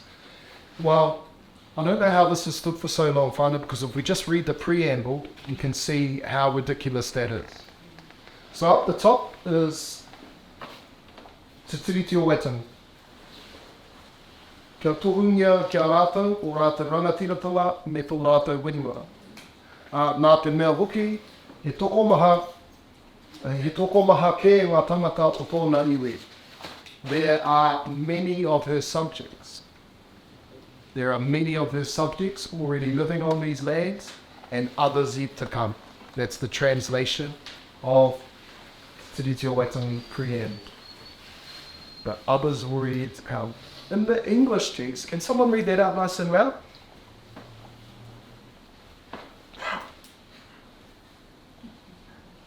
To protect their just rights and property in consequence of the great number of Her Majesty's subjects who are already settled in New Zealand and the rapid extension of immigration, both from Europe and Australia, which is still in progress. Wait, does that sound like just a few words? Does that sound like a few words? They can't be... Do Māori have a word for rapid? Yes. Rapid? Did it? Did it? Yeah. What's missed out there? What's not conveyed in the Māori text? That it protects your health more. It's more a sentiment, eh? It's more Great containment. great, The plan to it. Kapwas. That's left out, eh? Why? Because, if you put that in Māori, we're also playing the rapid extension of immigration, both from Europe and Australia. What do you think? Just to go. Because what have they said in the Māori text? There are... Tubes. This is the many, my friends. 2,000. There are many. 2,000 is considered many. So this is how we know that it has nothing to do with the fact that Māori... Yeah. It's not the fact, the idea that Māori didn't have words. Yeah, lots of words. It's just such a terrible indictment. Well, Māori, no words. True words too. Yeah. It's not that there aren't many words. It's that there's an entire sentiment in there that is not being contained. But keep in mind, on the 6th of February 1814, the Treaty of Waitangi, the English text, is not present. It is not read out, and it is not sung. It is the Te Tiriti o Waitangi and its terms that are being discussed with rangatira. It is those provisions and those articles that are being agreed to by rangatira. And not all rangatira agree. All rangatira agree. Get on to me as to why they might agree, please. Well, what time is our lunch? 12:30. 12:45 then. 12:45. It's just another one, eh? Well, here, actually, we can discuss this in here. Article 1. Article 1. Ka tuku rawa atu ki te kuimi o engara mea ke tonu atu te kāwanatanga katoa o rātou triwa. Te kāwanatanga katoa o rātou triwa. Which translates as chairmanship, governance. Yeah, give absolutely to the Queen of England forever the complete governance of their land. You have Why have we agreed to do that? Why would rangatira even agree to do this? To look after their people. What evidence do we have to say that?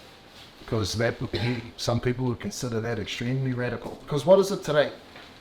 Who was kāwanatanga over today?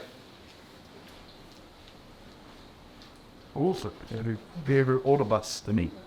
All of us. In 1840, what they're saying here is that kāwanatanga actually is only intended to be exercised over Europeans. And the small group of Europeans.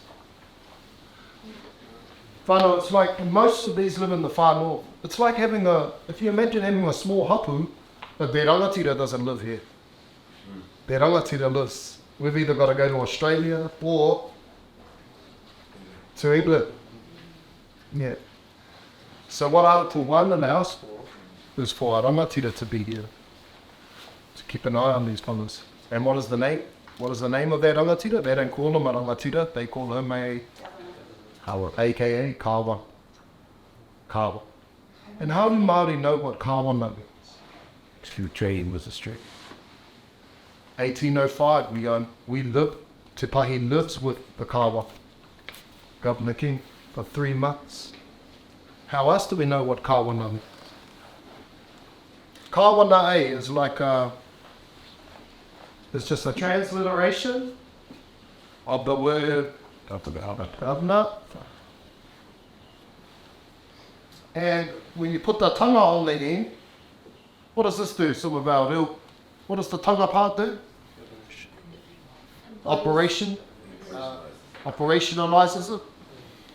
Basically, the things that required in order for a kawana to do their job. It's the same as stupid. One matira. That's about pay. The kawana tanga. Kawana is in the Bible, New Testament, over 200 times. As to is rangatira tanga. The New Testament is translated into Te Reo Māori as early as 1827. 1827. It is the textbook of the day. Okay? There's no Stephen King founder. It's just New Testament and other translations of other biblical scripts, actually. And kawanatanga is right throughout it. Just to give you some example as to how prolific Māori engagement with the Bible is, Pompeilia makes a statement, I'm paraphrasing him, but he basically says this: the demand for Bibles is so incessant that it has become somewhat of a burden on my life. Because he's waking up in the morning at his place up there in Russell, Colorado, and there's a line of people outside his door waiting for their Bible. And of course, these learners, these people that are learning, both in the mission stations and from other Europeans, this knowledge, are they just keeping it to themselves? They're going home and teaching it. All of this education too, whānau, this European-based education, have to stipulate that, because, we have primary schools, we have, wānanga, whare wainonga, whare kōhanga, we have all of these things. We are just engaging with European style. All of this instruction, however, has been carried out in Te Reo. Our missionaries are all reo speakers. All reo speakers. And, yeah. Basically what we've allowed for here, in terms of kawanatanga, we've allowed for that authority to be exercised by the Queen over her people here. Kawanatanga is also in her whakaputanga, Declaration of Independence, to mean governance. Okay. Remember, it's only just finished being signed. And Hobson has been told to make sure that as many of the rangatira that have signed her whakaputanga, the Declaration of Independence, make sure they're present beside Te Tiriti of Waitangi. And what many of us have been led to believe is that this word kawanatanga and even rangatiratanga, that these rangatira were familiar with, and that the missionary himself was familiar with, that all of a sudden in 1840 he's turned around and used these words to mean something completely different. Completely different. And no, we wouldn't accept that of any other people in the world. But yet we've accepted it of Māori. Many of us have just gone, no, yeah, of course. It's the same with the idea that what kawanatanga actually meant was sovereignty. Sovereignty. Yeah. the idea that 250,000 Māori on the 6th of February 1840 would wake up and give away all of their sovereign authority to a wahine on the other side of the world who they had never met for the sake of 2,000 British subjects. Most of us have just accepted that. At some point in our lives, we've definitely been told it. If you got brought up with your own education and your own whare, beautiful. Awesome. Most of us, however, were taught that. We wouldn't accept it of anyone else. We'd probably... It just strikes me now, remembering, and we're very religious upbringing had. They would have been made in the New Testament and one of its other disasters when Jesus was accused of bribing people not to pay the taxes. And he's held up a coin and he said, whose bases are made? Come on, what's the massive Caesar's? And he said, well, render unto Caesar what is Caesar's. Which is to that, but this is wow. It's really important. So, really important points there. There are a number of governors throughout the New Testament, but one in particular, Pontius Pilate. This story would have been extremely well known by rangatira, particularly those in the north. But by 1840, we're using these words, rangatira tau, kāwanata. If you do any of you who are interested, just get up the Māori Bible online and have your English Bible ready and do a keyword term search of rangatira tau, and it will come up over 200 times. And then read the scripture reference and cross-reference it with your English, and you'll see the context within which rangatira tau is used as opposed to kāwanata. Here, does anyone in here know the Lord's Prayer in English? Good Christian? Yeah? Go. Let's just do the first 3 lines. And you do the first line, and those of us that know it in Māori, let's say it back in Māori. This, by the way, is translated and distributed in Māori communities from 1827 onwards. The translation of the Lord's Prayer. Go. How's the one? E tō mātou mātua te rangi. How did it big as and Tō ingoa. fucking can be out. Kia tai mai tō rangatira tau. Kia tai mai tō rangatira. It doesn't say kia tai mai tō kāwanatanga. So what is rangatiratanga being likened to there? Leadership. In terms of authority, what's it being likened to? Okay. The authority and kingdom of God. This is what has been guaranteed in Article 2 of Te Treaty of Waitangi, which we've got to get to. Okay?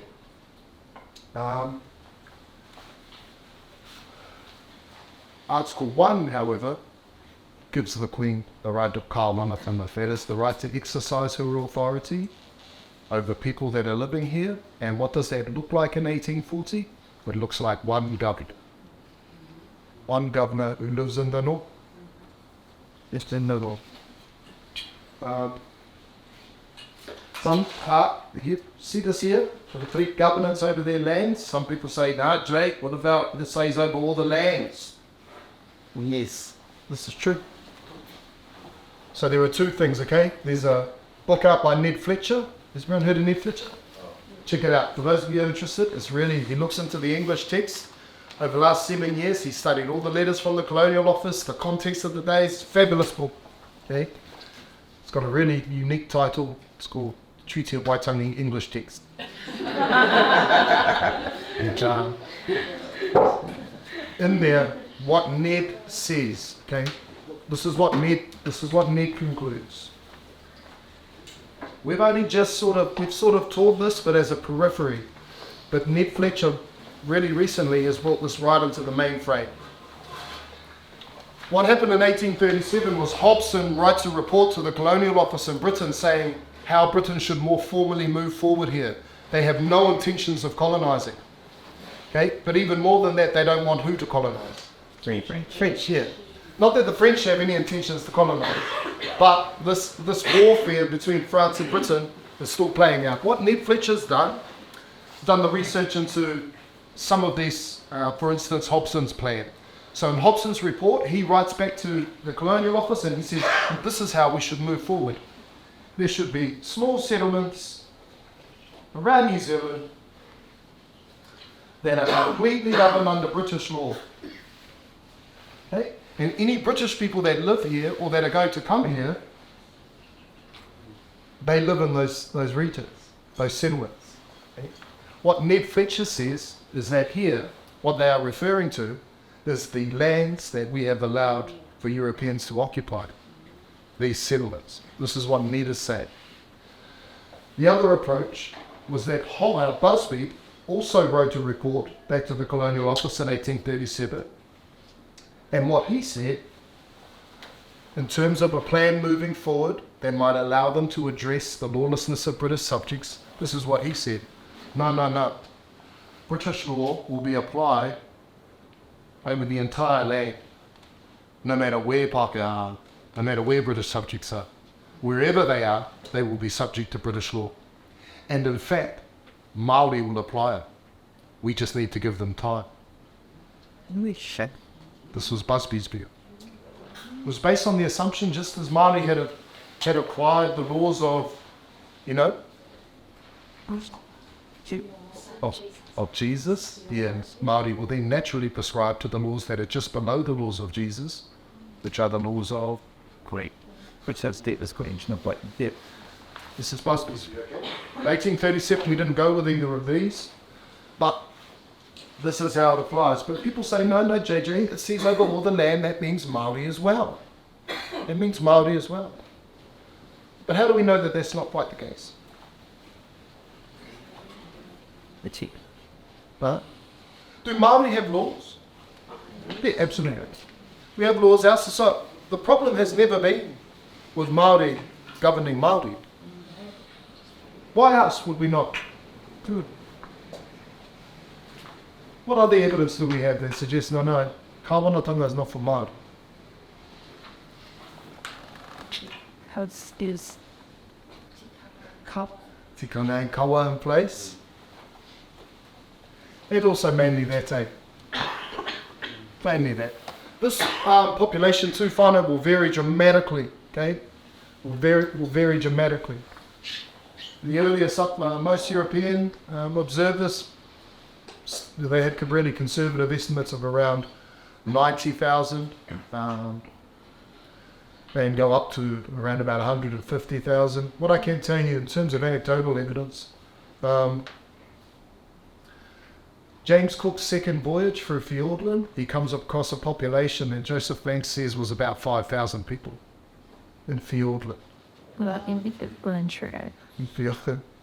Fiordland, yeah. And what tends to happen, there's a couple of books. There's a book called Who Counts out of South America. Sorry, I just can't remember the name of the academic. But she's looked into genocide practices in South America.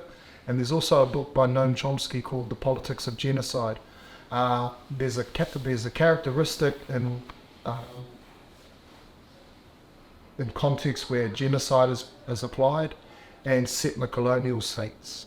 And that is that these states have a tendency to underestimate the original populations. Why? There's a lot of on that. Yeah. This estimate is based off Sir Mason Jury and Papa Tipene, Tamati Rigi. Okay? Tamati Rigi. There's also a really famous New Zealand demographer by the name of Ian Poole. He makes estimates. He doesn't make an estimate, but what he says is if you have an estimate between 100,000 and 1 million, you can be right. Yeah, Ian Poole's probably one of our most foremost demographers in New Zealand. So this essentially, Article 1, the new authority being transferred to the Queen, this is the new thing. This allows her to address these issues that we have been raising for several decades now. Several decades. What has the governor tried to do in the past to arrest the lawlessness of British subjects? Send them offshore onto a boat. Remember that boat that goes round once a quarter? That didn't really work too, by the way. So, yeah, that didn't really work. But it wasn't a tip. There are other things. Treatment of Māori working on board British trade ships. What I can also tell you is that at one point, 1840, we have a governor. 1840, we have a governor. This is what Kāwanatanga looks like. One governor. Okay? To keep an eye on Lenny's rowdy bunch over here. In the Bay of Islands mostly, which by now has the nickname the Hell Hole. You all been up there? Yeah. The Hell Hole of the Pacific. Most of that. Charles Darwin, everyone knows Charles Darwin? Yeah, he come there in 1839. And when he got to the Bay of Islands, he says this: it appears the very dregs of British society have all culminated in the Bay of Islands. Very trains. Because of the size. Look out. It hates. When does it change? Because now, of course, we don't just have a governor, eh? What do we have now? Parliament, all of that, eh? So when does it change from a governor to a parliament? Does anyone know? Very close. Yeah, 1852. And the New Zealand Constitution Act. Hey, New Zealand Constitution Act allows for the settlers that are here. 1840, there are 2,000 of them, but by 1852, what's that number up to? I mean, that's never. And yeah, say between 54 and 56. Well, this is what many people find it to be one of the very first breaches of our treaties. That. Very first breaches. You said that 2000 was me. And we were having dramas with the 2000. Here we are 12 years later. Yes. But now it's the same. So in 1852, what British Parliament had learned as a result of things like what's happened in America with the War of Independence is that once we have a significant number of our people living in the colonies, they're going to want their own side. We're going to want their own government. So in 1852, the settlers here are given the right to establish a settler parliament. And that's what it's called. 1853, they have their first elections. 1854, they have their first city. And they are told, this is in the Act, you can read this yourself,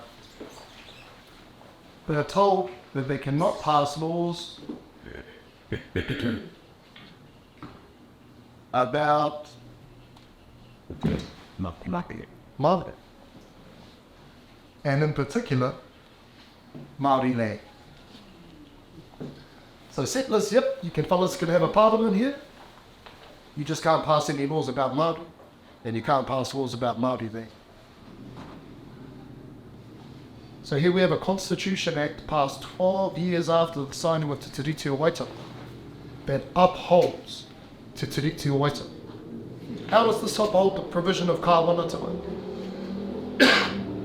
How?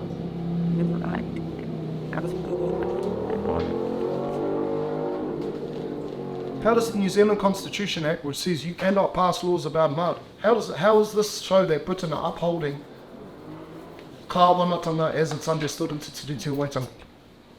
But confused, they just gathering our own wall on not the champion. Well, let's just make rules for yourselves. You've earned it. So, New Zealand Constitution Act. Download it tonight, never read. Okay. Yes. That changes again, mate. That changes again a bit later, because of course, what does article? Let's just look at this. Sorry. We know that Kāwanatanga, we know that what issue that addresses from a Māori point of view. In the English text, however, what is ceded to the Queen? Ka pai. If Britain had no intention of imposing sovereignty over Māori, why is sovereignty in there? If Māori aren't even reading the English text, we're still trying to figure out when Māori find out there is an English text and that it says something different. Earliest we've come across is 1860, a reading in South Taranaki. But, yeah, what problem does this solve? It's like mana and Arantira found out they age of they found out what they really were after. Yeah, it's, what's interesting, Pliers, I can't tell you how to feel about what Te Tiriti Waitangi in 1852. So what problem does this solve? Having sovereignty in there. Remember, who was the English text for? It's not for Māori, eh? Who's it for? Really? Like, Settlers? Who else? right? Maybe that's just Where do they send the treaty to once it's signed? The English text. Sorry? Not the teaching. Yeah. kind of. Primarily to France. And it is a bondage, he said. Same with the Declaration of Independence. They send a copy to France. They send a copy to the US. And it The Treaty of Waitangi whānau is for the international audience. Treaty of Waitangi is for the international audience. The Treaty of Waitangi is for the internal audience. Even though we do have some Māori Pākehā that are able to speak both English and Māori, they don't read English and Māori.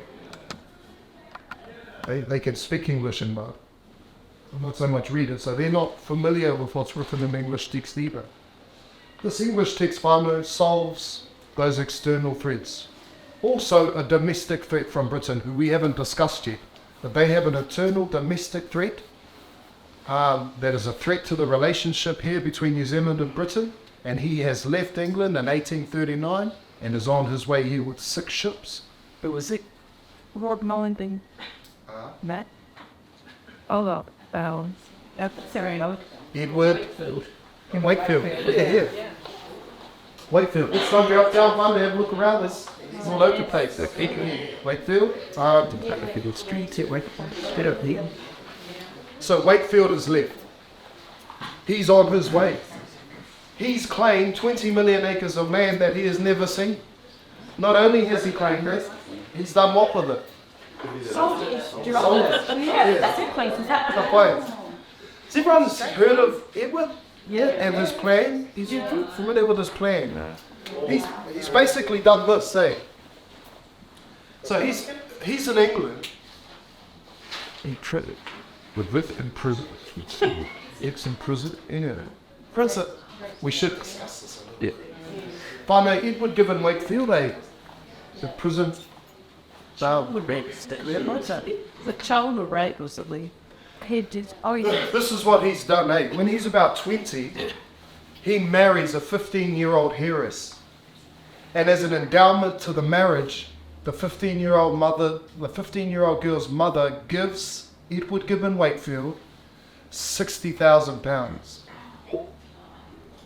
which effectively makes him a millionaire, multi-millionaire overnight.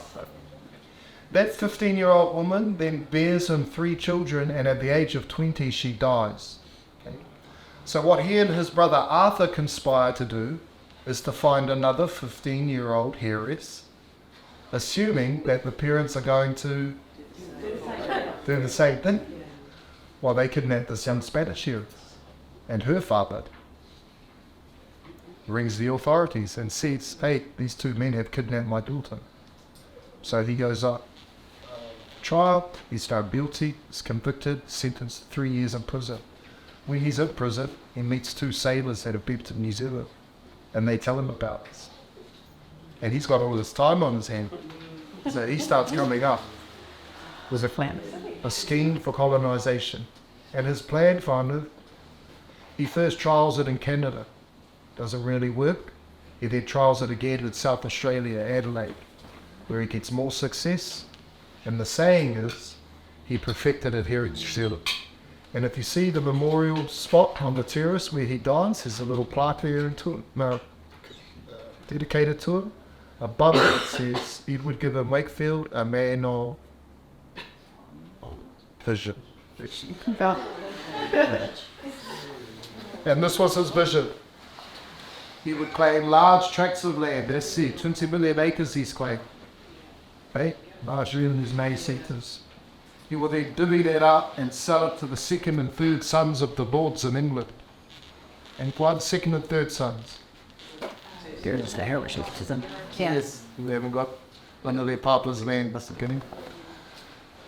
These second and third sons of the lords of England, they purchase these large blocks. They then divvy their blocks up and they sponsor their peasantry to travel here and work for them. And then all peace. I mean, it's the ultimate dream. It's kind of a pyramid scheme. It's what It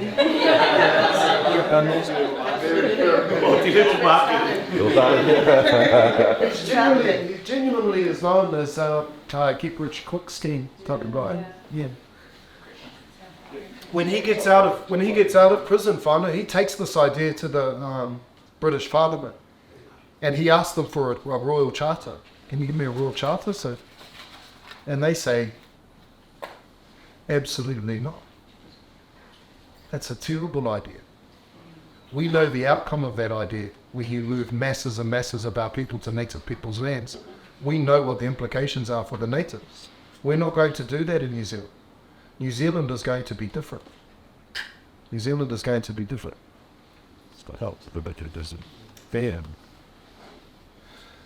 And he leaves anyway. So he doesn't get a charter, he leaves anyway. They keep the class structure on board those ships. So our British ancestors that came here, for instance, the Aurora, 200 of them in the bow of the ship. Eating, sleeping, washing, defecating. Okay. They had been malnourished, many of them, the English. Many of our English ancestors had been malnourished for a couple of generations. So there was an obvious distinction in physique between Maori and our British counterparts. That's not to say that all Europeans that came here were small. No, there were some giants that came here too. Yeah, 6'5", 6'8", you know, big Swedish, Germans, yeah, Welshmen, Scots, yeah. But in general, yeah. When they left their parishes in England, in Ireland, in Wales, most of them left whānau from either Glasgow or from Gravesend on the Thames.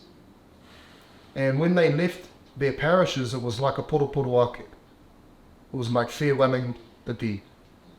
The entire parish would come together. It was a hugely sorrowful event because they're farewelling a branch of the family that they know what? In the grave. Not only that branch of their whānau leaving has a responsibility to do. They are part of the civilizing mission. They are going to establish a colony. Okay. Most of them then left. Does anyone know why it's called Gravesend? It's a point on the Thames River. Is anyone here from London? Right, Close. Yeah. just slightly north of there. Oh, slightly north? You've been to the Thames? What's the strange thing? Have you heard of this place? Yeah, up in there. I don't know what to do with it. Shipping deck. Yeah, pretty much. Yeah, pretty.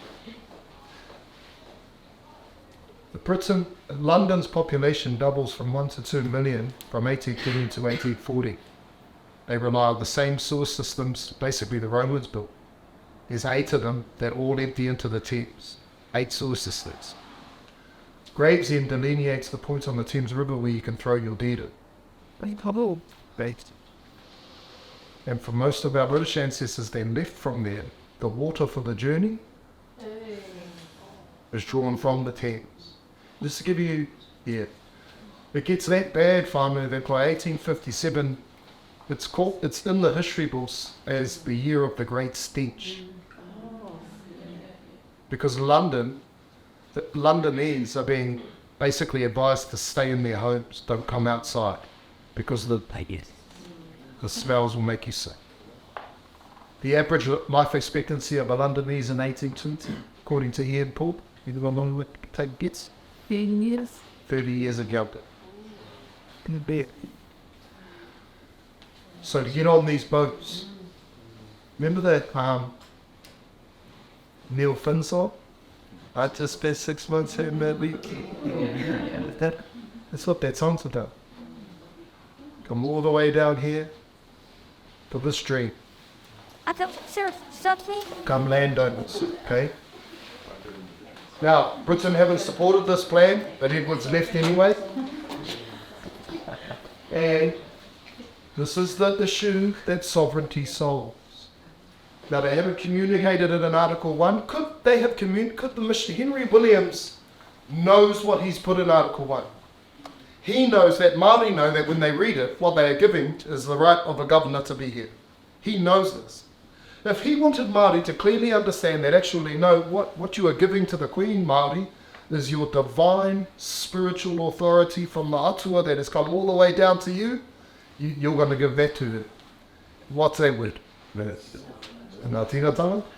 I'd say even more simple word. Mana. Yeah, mana atua. Yeah, mana. This is what Apira Mangata said. Turn of the 20th century. He says to his Pākehā colleagues in Parliament, no.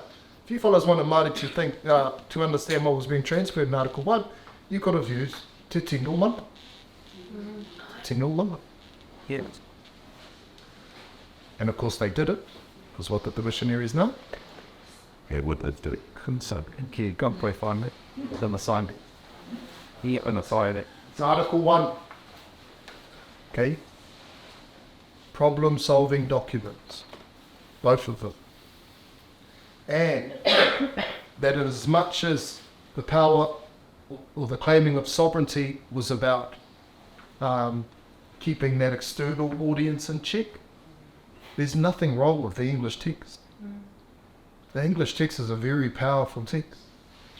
Where often we think that it's terrible and evil and bring that English text as well.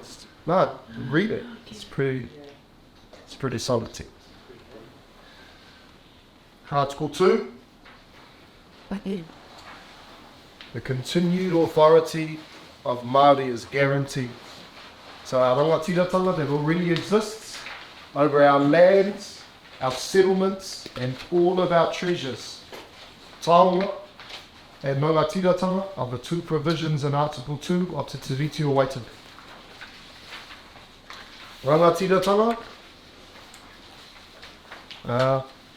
What might this mean in English if we had to use a word?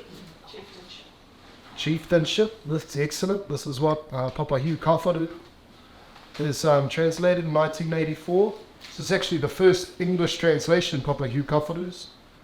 Full exclusive, the unqualified exercise of chieftainship. Right? So what else? What else might rangatiratanga be translated as in English? We need together people. Absolutely. What's it translated as in 1835? Ownership. We can't. And the Declaration of... If the prejudice. It's literally in the title. Te whakaputanga, o te rangatiratanga, o Nutiriki. Putanga. So one really quick little side fact fun. A lot of people have tried to dismiss the Declaration of Independence as only being relevant to the far north. This is not the case. Te hāpuku signatures of the Declaration of Independence. Hey, Paul te whero signatures on the Declaration of Independence. It is relevant to the North Island. They invite, in the Declaration of Independence, South Island Māori to set aside our differences and to join in the Declaration.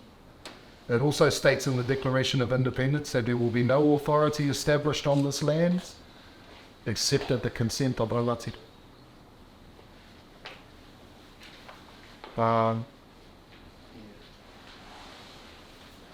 So, rangatiratanga is used right throughout the Bible. It's used to refer to the kingdom of God and His authority. In terms of taonga whānau, e pihi moko mire was translated taonga, was defined taonga as both tangible and Intangible. intangible. What's an intangible taonga? Later. It's just nope. Of course so. Absolutely. Philosophies, paradigms, frameworks, Aotearoa. It's all type. And the Crown is an active duty to protect these. There's a duty to actively protect these type. Okay. And you fellas from our doom witnessing are already upholding this provision. Okay. This provision in terms of that. What are some other tau? Māori claiming of radio frequencies. Why might this have been seen necessary with regards to tau?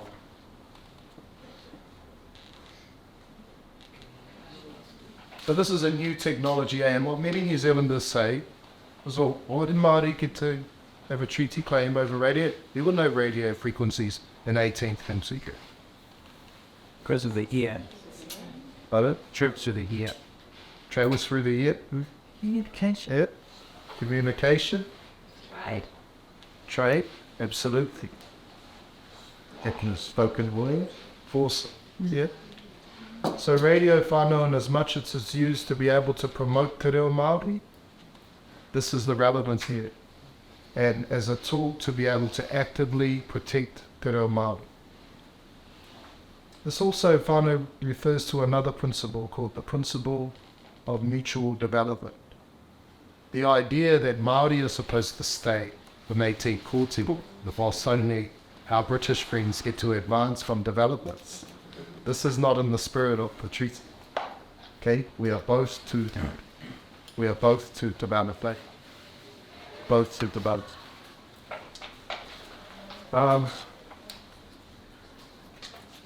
So taonga, both tangible and intangible. Some here.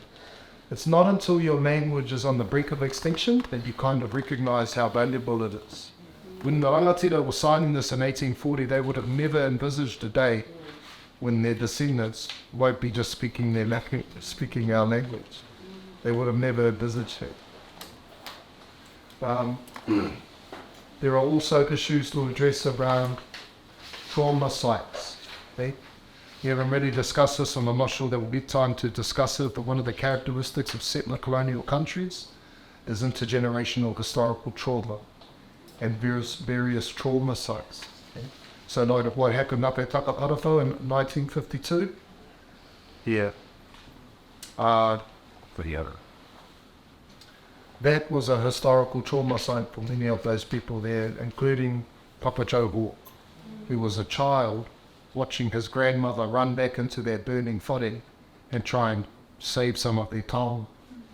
And so of course when he grows up and becomes a man, what does he do? He leads a 507-day occupation of Bastion Point. Yeah, trauma sites. For many Māori whānau, this is particularly for our non-Māori who are engaging in Māori learning, reo learning. These are beautiful things. Just need to be very careful. Because from a Māori point of view, I'll give you an example from my personal. I have an uncle back home in Masterton. He's just returned from Australia after 30 odd years. Identifiably Māori. You wouldn't identify him as anything else, okay? Yet, whenever anything happens at the marae, he won't go. He will go and mow the lawns there. He will sickle down the paddocks on the weekends when no one's there. But whenever something's happening there, he won't go there because he is absolutely terrified that someone is going to speak to him. And he won't know how to respond. Okay? This is a trauma site. Trauma site. And it's one of the things that our language educators are cognizant of and are trying to address. But these are some of the implications. Some of the implications. Nevertheless, still a talk. Still a talk, okay. Now in the English text, full exclusive and understood position. They haven't put Māori, your independence is guaranteed. Why not? Henry Williams knows that's what he's put in Article 2 of Te Tiriti o Waitangi. Why didn't he just write that in Article 2 of the English text? Māori independence is guaranteed. Because they already had it. Yep, definitely. Remember, the English text, however, is not for Māori. It's international. So why? Yet. So they can come to try here. Oh, boy. Here. Yeah. If you imagine that. Yep, we claim sovereignty. Yep, and Māori and the New Zealanders. Yep, no, they have their independence sort of too. What would France think then? If you come, Yeah. France or others. Oh, cool. We can still have our relationships. Because do France have relationships with us here at this time? Yep. Absolutely. Absolutely. We've just formed a settlement. We've allowed for the presence of the establishment of a French colony here down south. So they correct. And they're on their way too. They're actually on their way at the same time as Edward Gibbon Wakefield. Name of their company finance called Nanto Borderland. Nanto Borderland. And they've been given permission by representatives from Maitaui to establish a colony in Aotearoa. They're on their way. And in fact, in the history books, this is like a really huge settler colonial sort of tale of the journey or the race for Aotearoa. Has anyone ever heard of this? The race for Aotearoa? Yep. What have you heard about? That the whole something about blending and planting a flag between the delegations and No, so they got them drunk. The sailor they got drunk. The English got the French sailors drunk in Auckland. Uh, So that instantly they were to lay by a day. And the English came in and waved my flag out and or before the feet. This is wonderful. Wonderful. Why am I going to these parts? That's what they told you all the boat in That's right. Yeah. If you get a chance, go to the museum and of course. Yeah, big. Fabulous museum. Yeah. The essentially it's this race for Aotearoa to, because the French have been given permission by Waitangi, independent people.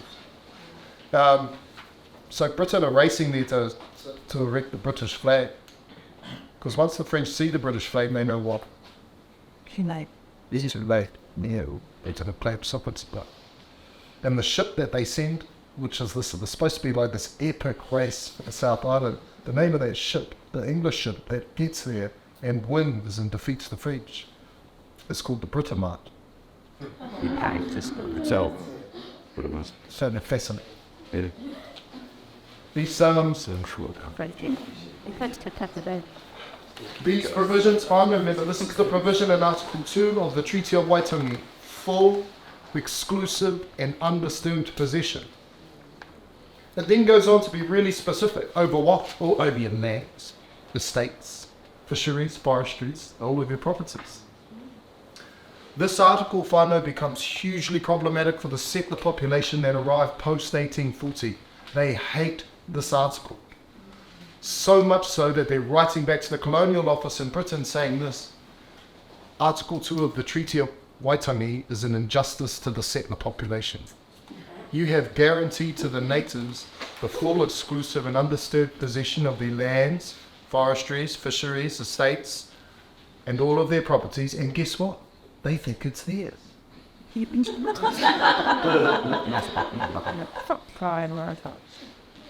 Yeah. If you want to read these letters from them, there's a website called ENZB, Early New Zealand Books. On there you'll see a letter, I believe it's written in 1847 by an Esquire Coates, who was a lawyer for the Church Missionary Society here in New Zealand.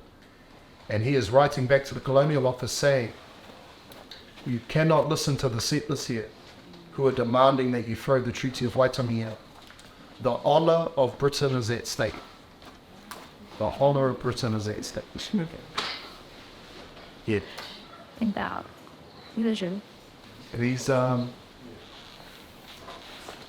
they cannot guarantee Māori independence here because from a British point of view it would contradict with Article 1. So what they have done though is still very, very strong. It's still very strong, my friends. Yeah. And that's why I always say, people either, sometimes if I get into debate, I just think, well, let's just go with the English text.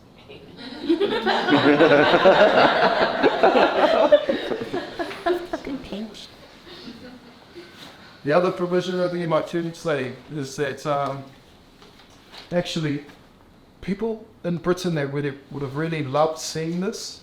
The missionaries loved seeing this. The missionaries at first whānau do not support the Treaty of Waitangi. They're compelled to support it. Because who's the head of their church? And the way working. And they're compelled to support it. They don't support it initially. They don't want to see anything bad happen to Māori, and what they know is that colonisation, that will be inevitable. Henry Williams, in front of what was effectively a select committee in 1865, he says this: if I had have known your plans for mass immigration, I would have never encouraged Rangatira to sign Te Tiriti o Waitangi. It's Henry Williams. So their love and devotion for Māori is reflected in that sort of protectionist, paternalistic attitude, but it is still genuine. It's still genuine. What they don't want is mass immigration. Now, in order to deal, there's another provision in Article 2 of the English text, and it is the provision of preemption, and it relates specifically to land trades.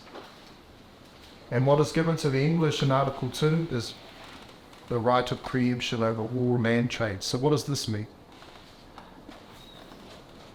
And she's loose. There's strips. There's right of first refusal. Yeah. It's supposed to be that, but what it ends up looking like, whānau, is basically then, because Britain aren't turning down any land.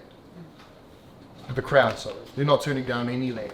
But are Māori selling land? With the Aurora and the Tory and these ships are right out here, the first 6 of the Wakefield fleet,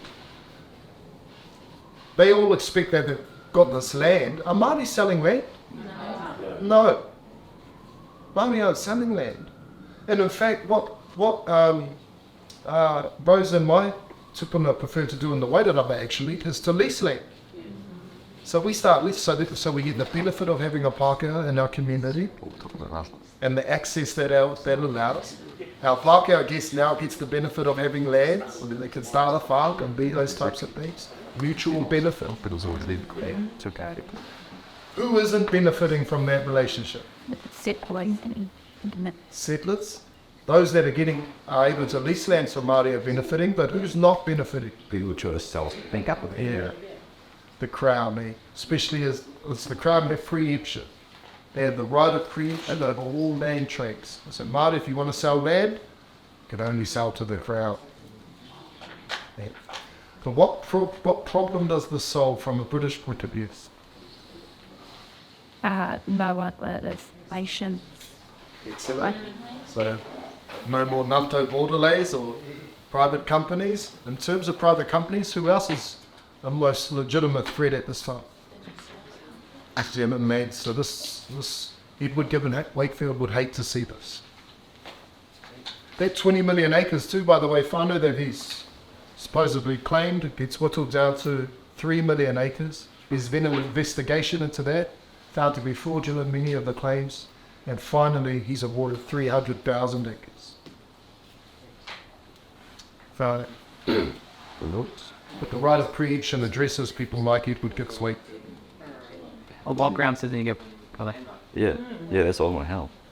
People at He ends up going into a deal. So basically, the New Zealand Land Company, my friends, if you haven't guessed it by now, the pricing pretty much goes into fails after about 2 years, and it ends up getting another couple of names. But the New Zealand set in the Parliament end up going into a bit of a deal with him on the basis of 300,000 acres. I'm not quite sure how it works. Not quite sure. The amount of times I've read it, but still can't figure it out. But they basically engage in this deal where he's awarded 300,000 acres. And I believe it's something like £4 And he's paid me in money. No, they're paid them. This is one of the reasons probably why Professor David Williams has made the argument that it shouldn't just be the New Zealand government that should be responsible for reparations, it should be private industry. Yes. And then he goes on to give all of these examples of private industry that had knowingly acted in collusion with the New Zealand government to benefit massively. None more so than places like the BNZ Bank. Yeah, totally. We don't have time to get into that.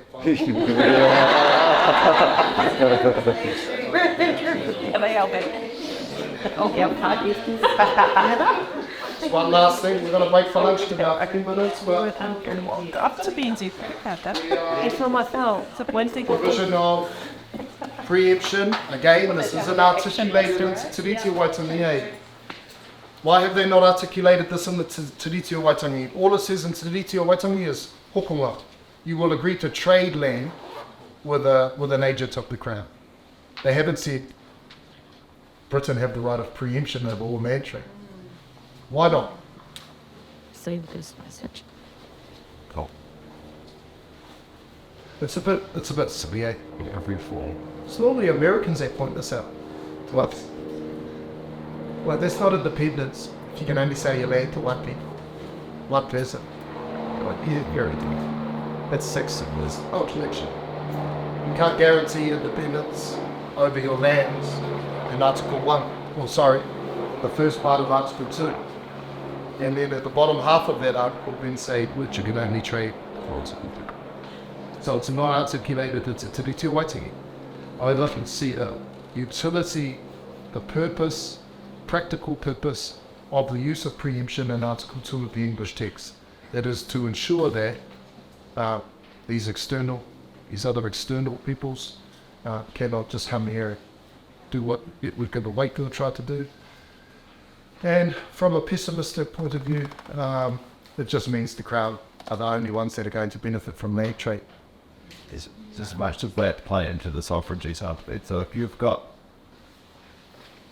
you're saying you're independent, but actually we in the first right of refusal, that means you can't actually change who's in so kind of building into the philosophy or the mindset that actually we own the land, we just let you live on it until you want to get rid of it and then it's ours again. Oh, no. See, the English text Māori after being those. Yeah, no, but I mean, like, but that's if you read that, does that start to reinforce that mindset? That is if you read it. Yeah. Yeah. But like I said, Māori don't even know if it's an English text. But for the English, I mean. Yeah, it's absolutely. Idea, right? So you see that every like, okay, so we get first right of refusal, so you can't sell to anyone else, which really means it's our land. I mean, it's our land. Once it's gone, it's ours. Once you get rid of it, it's out. Like it's that kind of alienation. Yeah. So the issue of land alienation isn't really an issue at this time, but it becomes massive in around 1858. And there are issues arising prior to that, but it becomes a huge point in 1858. European expectations that this land is theirs doesn't require a treaty. They believe that anyway. Yeah, they believe that anyway. They believe that it's God given them. But the provision of preemption in Article 2 of the Treaty of Waitangi just allows that external audience safe. Because remember that it's only the external world that are reading the Treaty of Waitangi. And it lets them know, hey, don't think you can just come here and be lands. It is the British Crown who have the first right of refusal over lands. Māori continue to trade lands, but what British do, so for instance with regards to leasing, to get around this, what the governor does is passes a proclamation in 1847 called the Native Land Purchase Ordinance. Man, this prohibits British subjects or settlers at this time, okay? Post 1840, these are settlers. It prohibits settlers from leasing land from Māori. See the difference? It doesn't pass a law saying Māori, you can't lease your land. It just says to the settlers, you're not allowed to be shabat, least man for pub. As a result of this, between 1852 and 1854, over 1 million acres of the Wairarapa changed hands. The first Pākehās we meet are New Zealand company builders, land surveyors. Here, we didn't have, not like Ngāpuhi, had 70 years of experience dealing with all kinds of towns. And all our towns are named up Greytown, Hartford, Martinburg, Featherston. But now for lunch, get on to Article 3 and start looking on some treaty application. This happening ain't. Yeah. Aspects of the preamble.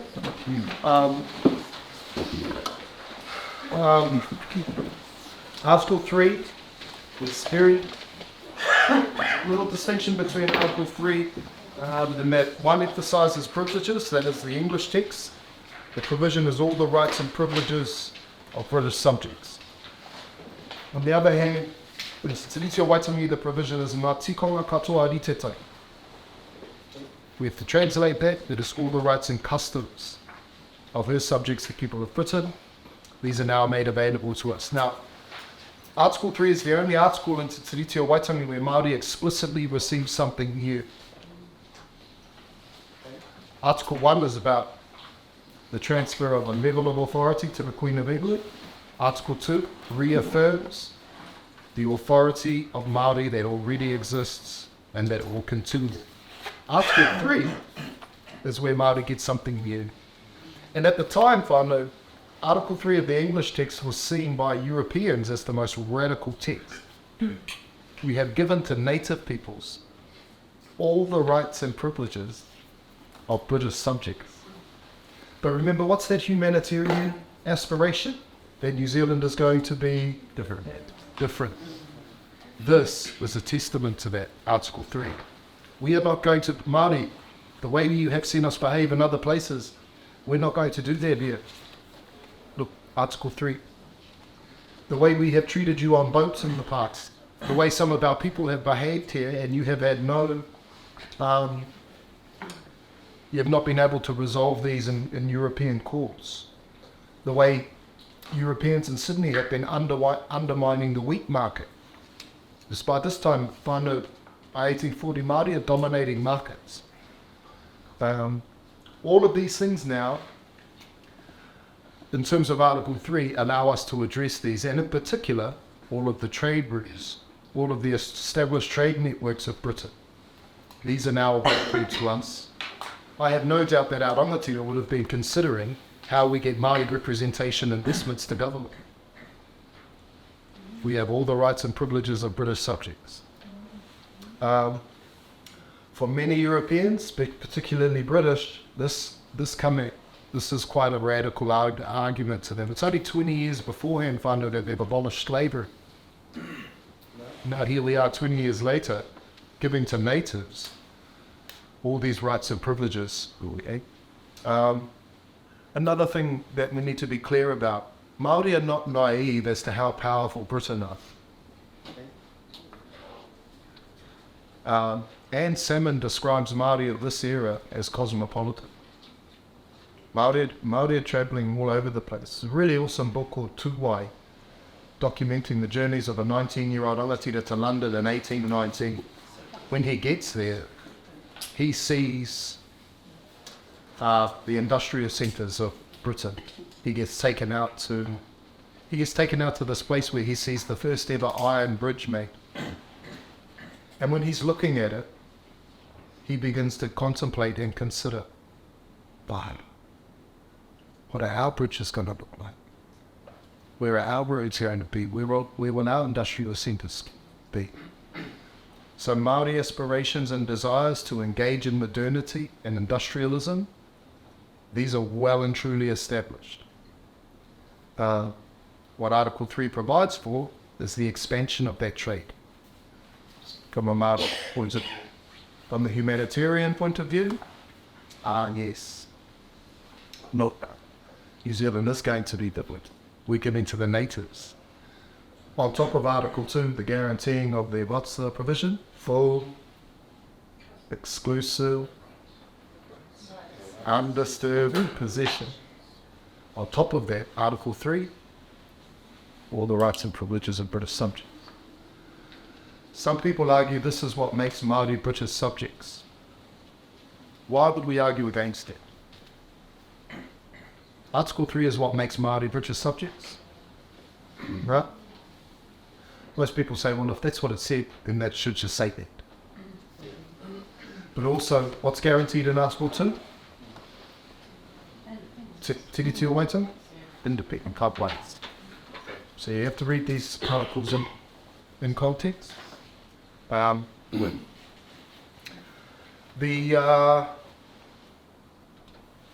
humanitarian movement is having a significant impact whānau on policies that are coming out of Westminster. Remember our man, did I talk about the Frenchman Baron de Terry? I did? Okay, well he arrives in 18... When Hongi Hika and Waikato are in London in 1820, they enroll at Cambridge University, okay, for 1 semester. And there they meet this guy, Baron de Terry. And Baron de Terry's a humanitarian. And he's got this idea that in the Hokianga, he's going to establish this kingdom where Europeans and New Zealanders, aka Māori, live together in this utopia of perfect harmony. This is his dream.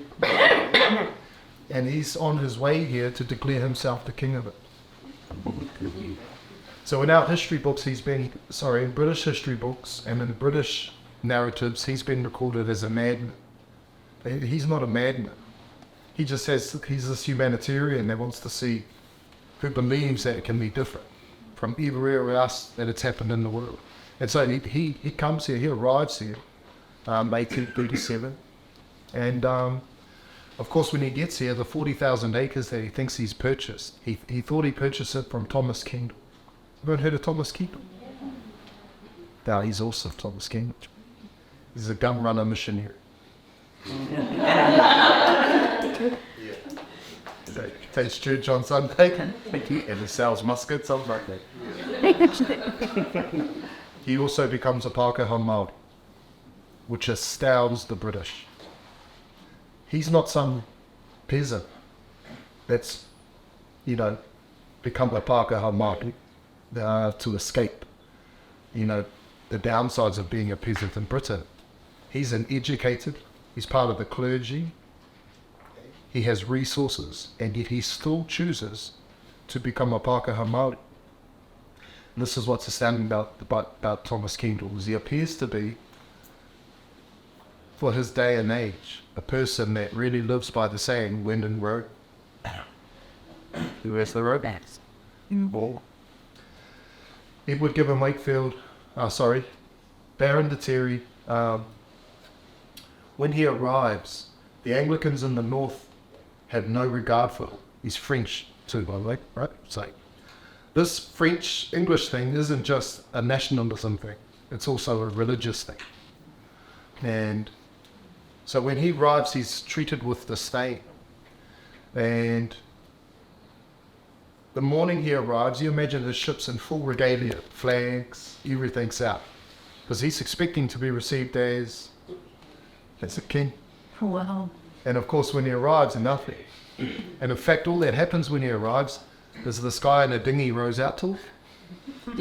A Thacklitz, rows out to him and yells out to him, someone will be here in the morning to build a jetty so your wife can get off the boat. And then the guy at the dinghy turns around and rows past the ship.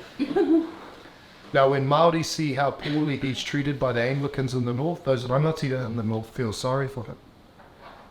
They know that he has some lumber. One, he's turned up on his own big ship. Secondly, who has he met in 1820? In Cambridge. It's called King Hongi Hika. It's a friend of Hongi Hika's. We must have some money. So those rangatira in the north give him 300 acres, part of which is Russell. This is why Pompilia's homestead's built in Russell. Still there today. You can go and visit and look at it. Want to read about any of this history? Whānau, read a book called Ngāpuhi Speaks. Ngāpuhi Speaks. If you want to read about Māori trade, As an academic, the authority on this was Papa Manuka Hinare. Under him, a woman by the name of Hazel Petrie did her PhD. That was then turned into a book called Chiefs of Industry by Hazel Petrie. Māori by 1857 are so industrious and engaged. All of the promises that Te Tiriti o Waitangi was supposed to provide for have been realised by the late 1850s. It's a guy by the name of William Swainson. One heard of William Swainson? He was the Attorney General in 1857. Still in a treaty workshop in we did a treaty workshop in Parliament, and I went for a run down the halls while Ronnie was having a session, and I saw this photo up on the wall, William Swainson. If it wasn't so high up, I would have given him a hongi, but this fellow conducted an inventory on Tuwharetoa and Mātātua in 1857. He wanted to know why Māori was so productive. And so based on this inventory, 8,000 workers, 9,000 acres in production. For that fiscal year alone, they produced 47,000 bushels of wheat that can be sold onto the Sydney and Auckland markets at £8 a bushel. Wow. They owned 20 of their own 40-ton schooners. They are transporting all of this produce themselves. What William Swainson puts this down to is he makes a number of conclusions. The first conclusion is this: even after the benefits of the land wars have passed from Māori to the settler population, Māori per head of capita are still more productive, notwithstanding our amazing regard that we have for the pioneering spirit, which is a wonderful spirit of the pioneers and the efforts and works they put in. But yet, in terms of production, still not as productive as Māori. And what William Swainson puts this down to is this. He concludes, the productivity of Māori is based on the fact that they have no investment or interest in the accumulation of individual wealth. Sure. All of their efforts are for the collective. And so after the Muscat Wars whānau are well and truly done by 1835. Okay, there's still a couple of skirmishes, but they're pretty much done. And all of that effort now and all of that energy is now going into what? Industry. It's massive amounts of land. Waikato Tainui are irrigating thousands of acres of land. They have an area up there called Rangi Aotearoa. You know Rangi Aotearoa? Does this any of your people up there? Ata Kura. Yeah. Do you want to talk about? No, Rangi Aotearoa. Don't mind if I do? I do. When Governor Gray comes across it, he says he says about Rangi Aotearoa, it's over 1,000 acres of agricultural development. And he says he likened it to the most successful of any agricultural ventures he had seen in Britain. Waikato Tainui had gardens that are 30 kilometres long. They produced this evidence for their Waitangi Tribunal claim. 30 kilometres long. Where's all this produce going? They're feeding places like Auckland, Sydney, exporting further. So, yeah, all of these benefits have come. But of course, who would be happy about this?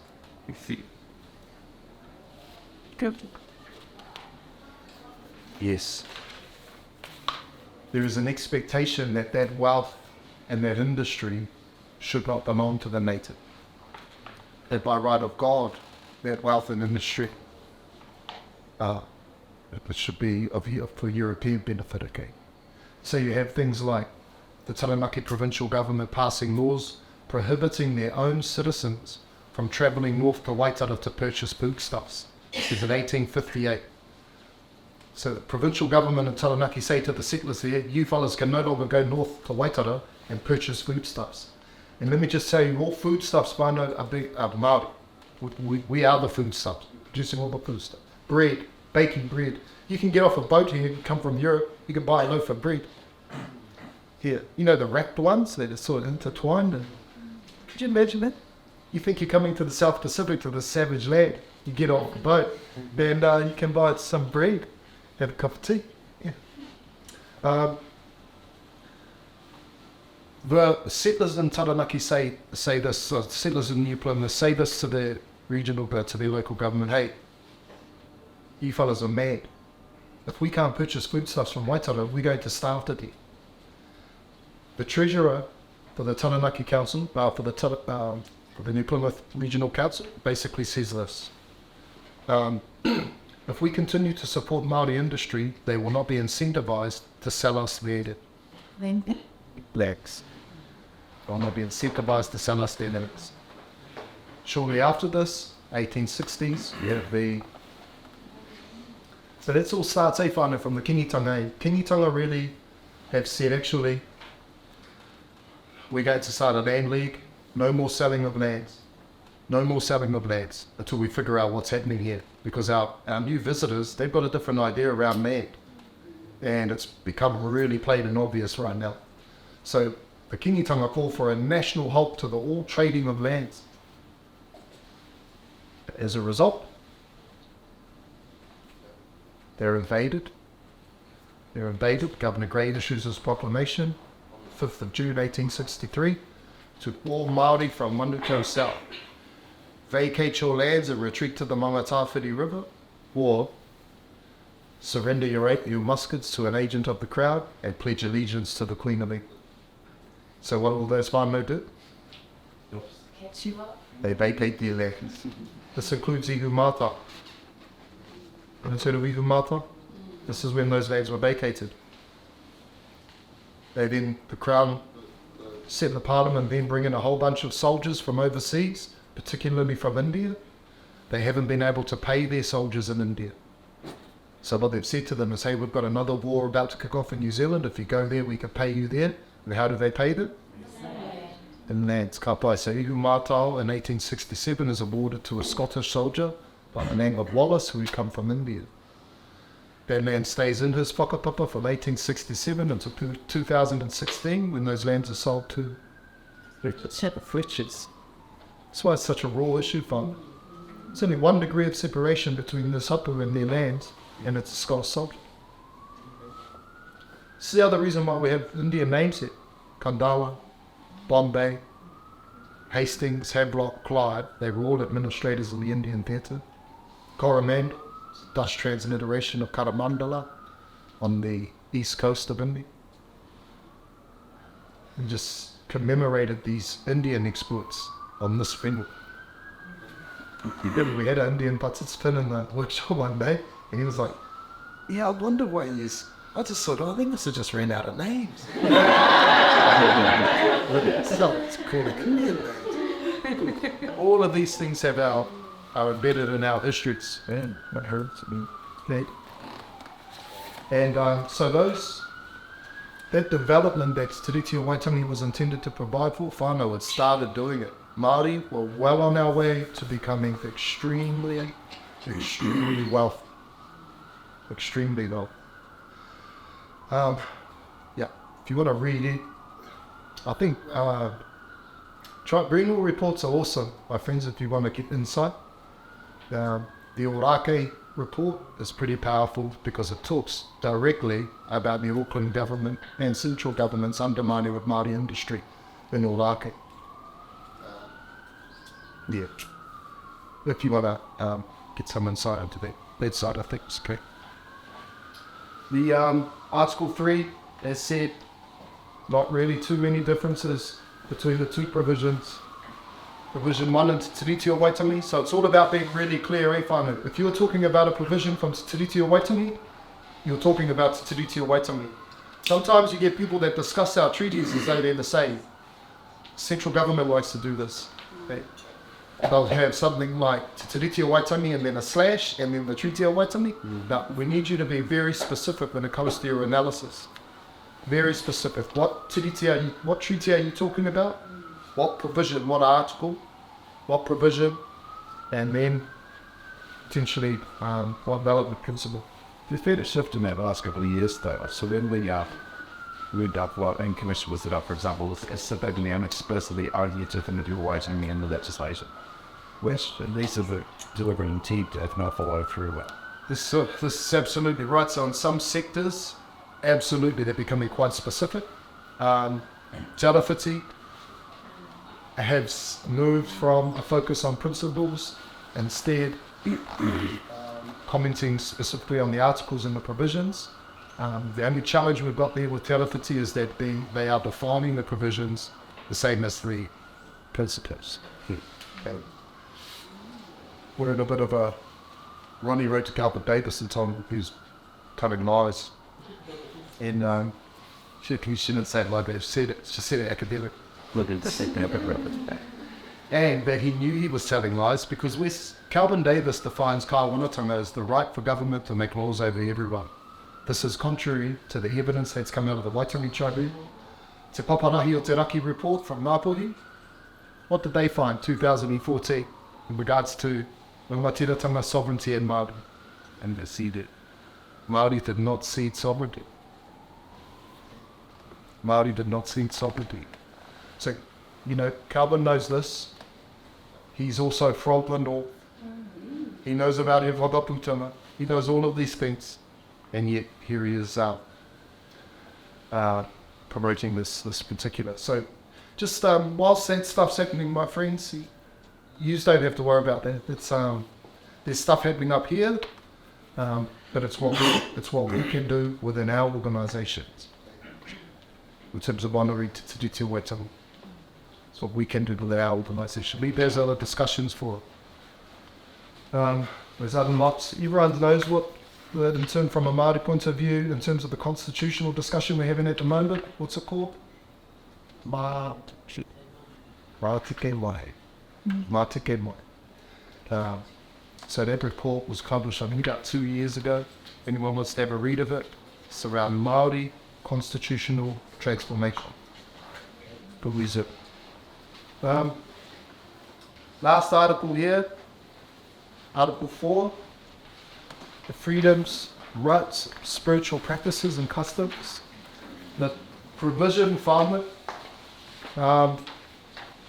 Just to be really clear about Article 4, so Pompelia has basically raised this issue. Hey, I think that we should have a clause in this treaty that protects spiritual freedoms and religious freedoms. Okay.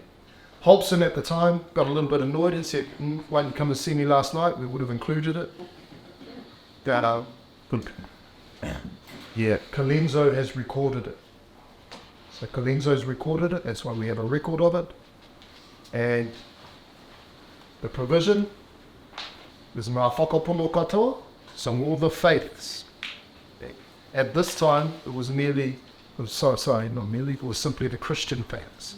So the Wesleyans, Catholics, the Anglicans, etc. Today, of course, in the spirit of the treaty, it is all faiths. All faiths have a right to practice and exercise freedom of expression here on these lands. It's guaranteed by the governor. Do we still have a governor? Yeah. The JJ. JJ is still there. So that's where our governor has come to. This is the same government. Still a part of our constitutional structure, largely symbolically processed now. But they do pass, essentially, all laws. This is the other provision. It's not highlighted, but it is here. Ritinga Māori customs. You'll often get in a treaty education fund, a lot of educators won't mention Article 4 because they believe that in terms of Māori customs, it's covered somewhere else in the treaty. We have Article 2, Vol. And here, this includes the Waitangi Tribunal. But there's currently a Waitangi Tribunal claim going through right at the moment. It's asking for formal recognition of Article 4. So all of these based on like in particular on Article 4. Any questions on Article 4? Or any of these articles so far? Okay. The Tohunga Suppression Act, reinstates. Wasn't it? Yeah. Tohunga Suppression Act 1907. Anyone heard of this? A lot of people think it was about, prosecution of for Europeans termed it to be witch doctors. The term tōhunga is expert. You can have a tōhunga in every domain of life. Astrology, childbirth, or wharebundi, we have tōhunga for. And so the suppression of tōhunga was really the suppression of all of your educators, all of their specialty knowledge was suppressed, and a lot of it went underground. And every now and then you'll run into the rangi mātāruas of the world who have managed to have that knowledge passed down, and there'll be others about. But yeah, largely went underground. So the implications of that, particularly in health at the time, at the turn of the 20th century, finally, just really briefly, turn of the 20th century, one of the justifications for the Tōhunga Suppression Act was that it was to prevent Māori from looking for traditional responses to what were contemporary diseases. But its implications were far wider. By the turn of the 20th century, the British have now been through 60 years of war. We've been through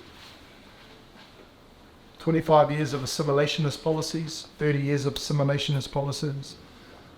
The approach of assimilation whānau was also arrived at after debating extermination.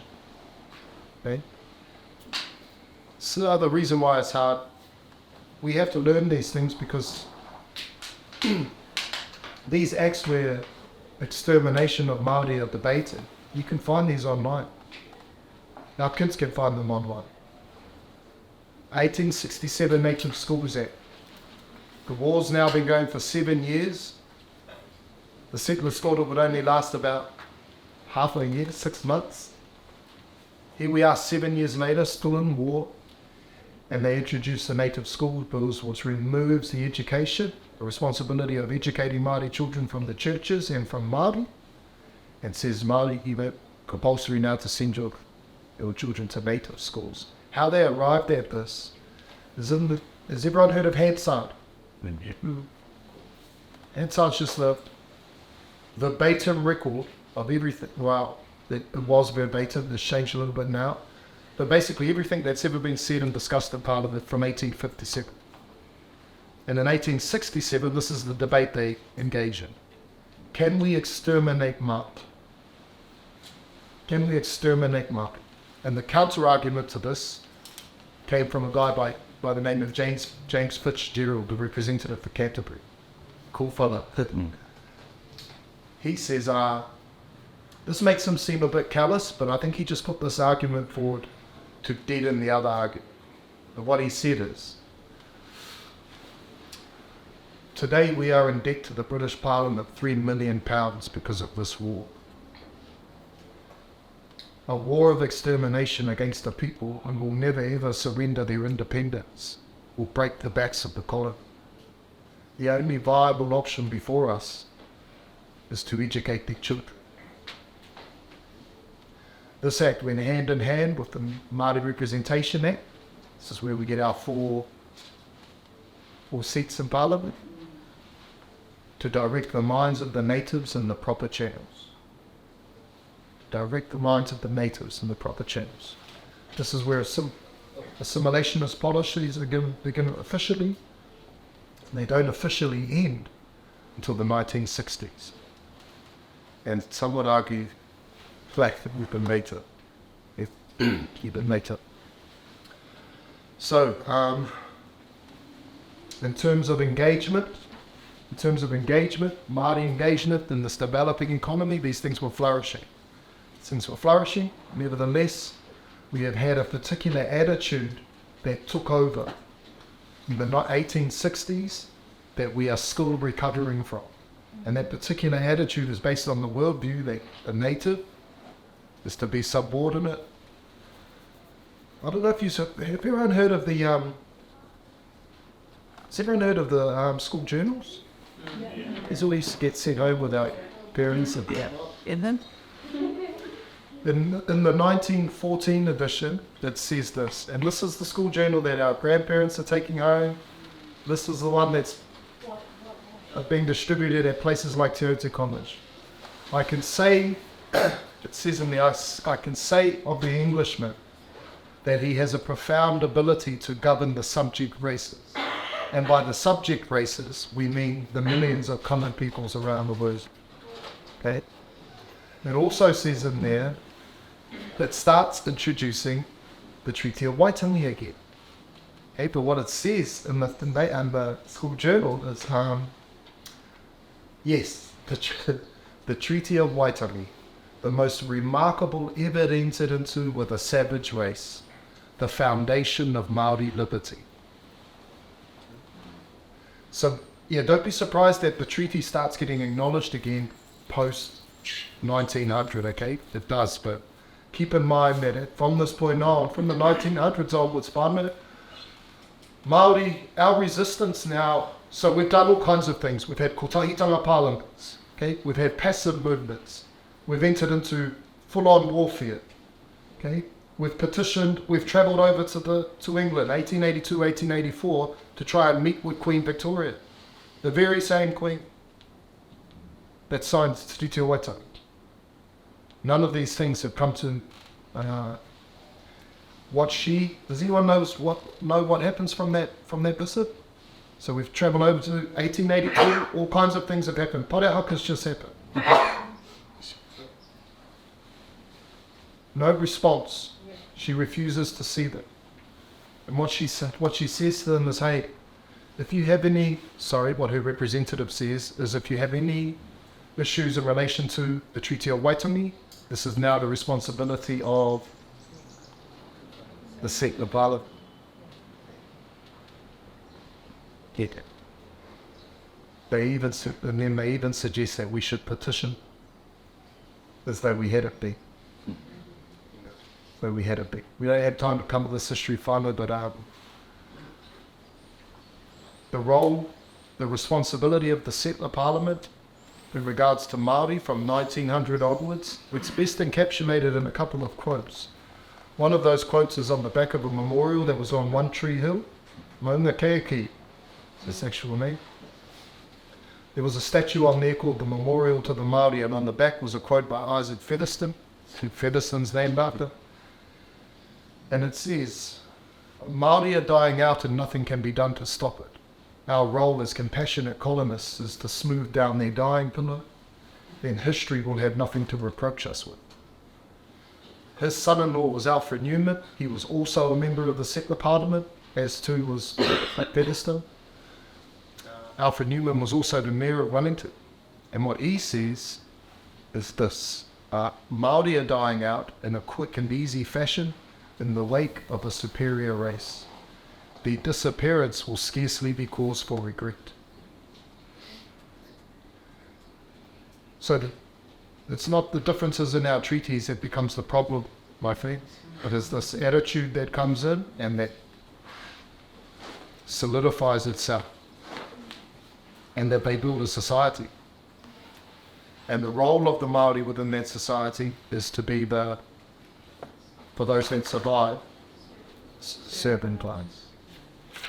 Okay. And so today, that your reo is reviving, but it's reviving. The marae are still being built. All of these things, these are counter-hegemonic.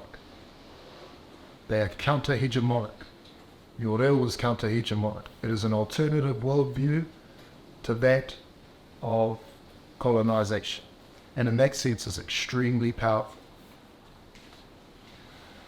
And it's protected in Articles 2, 3, and 4.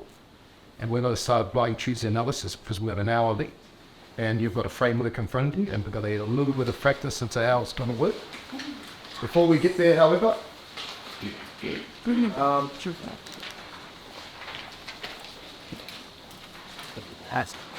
remember we talked about ways of resolving? ways of resolving conflicts and treaties that are written in two languages. The principle is called the principle of contra proferentum. It is a part of international contract law. And what it looks like, my friends, I love this example because it's just so straightforward and simple, but you know when you have one moroba but you got two babies? You let one baby cut the moroba and the other one gets to here. You see how carefully that baby cuts the moroba? Because that baby knows that if it gets the cut wrong, their sibling right? This principle is called the principle of contra proferentum, and it's to be applied to treaties that are written in two languages. And what it does is it puts the owner on the drafting party to make sure that they get the terms absolutely right. Because if there's a conflict, you're to interpret in favour of the non-drafting party. Surprise, surprise, we didn't go with that here either. Okay. So remember, we had the one you signed. There's over 530 signatures on Te Tiriti of Waitangi. 18 wahine signatures. Yes. 18 wahine. There would have been many more, except who's taking the 8 copies of the of Te Tiriti of Waitangi around the country and interpreting to hapu? Me, all them. Men? Yeah, missionaries. Yeah. The missionaries. And the same missionaries are being missionaries. And so what we know that's happened on occasions is when they've come up to a hapu and said to them, hey, these are the terms and provisions of Te Tiriti of Waitangi. Would your rangatira like to sign on your behalf? And when that rangatira has come forward in this way, and this is a wahine, on many occasions what the missionary has then said is, no, actually, is there someone else, more appropriate with me, in her man there. And this offence binding to that hapu is so significant that this is one of the reasons why many hapu didn't even sign. Yeah, many hapu didn't sign. We here instead of going on contra proferentum, we've gone on McNair's law. Really quickly, 1916, Lord McNair in England, member of the Privy Council, law lecturer at Oxford, he comes up with a new approach. You don't have to privilege either text, is what he said. You give equal regard to both texts. In 1960, that's what he's come up with, and in 1975, the institution of the Waitangi Tribunal, this responsibility is given to them.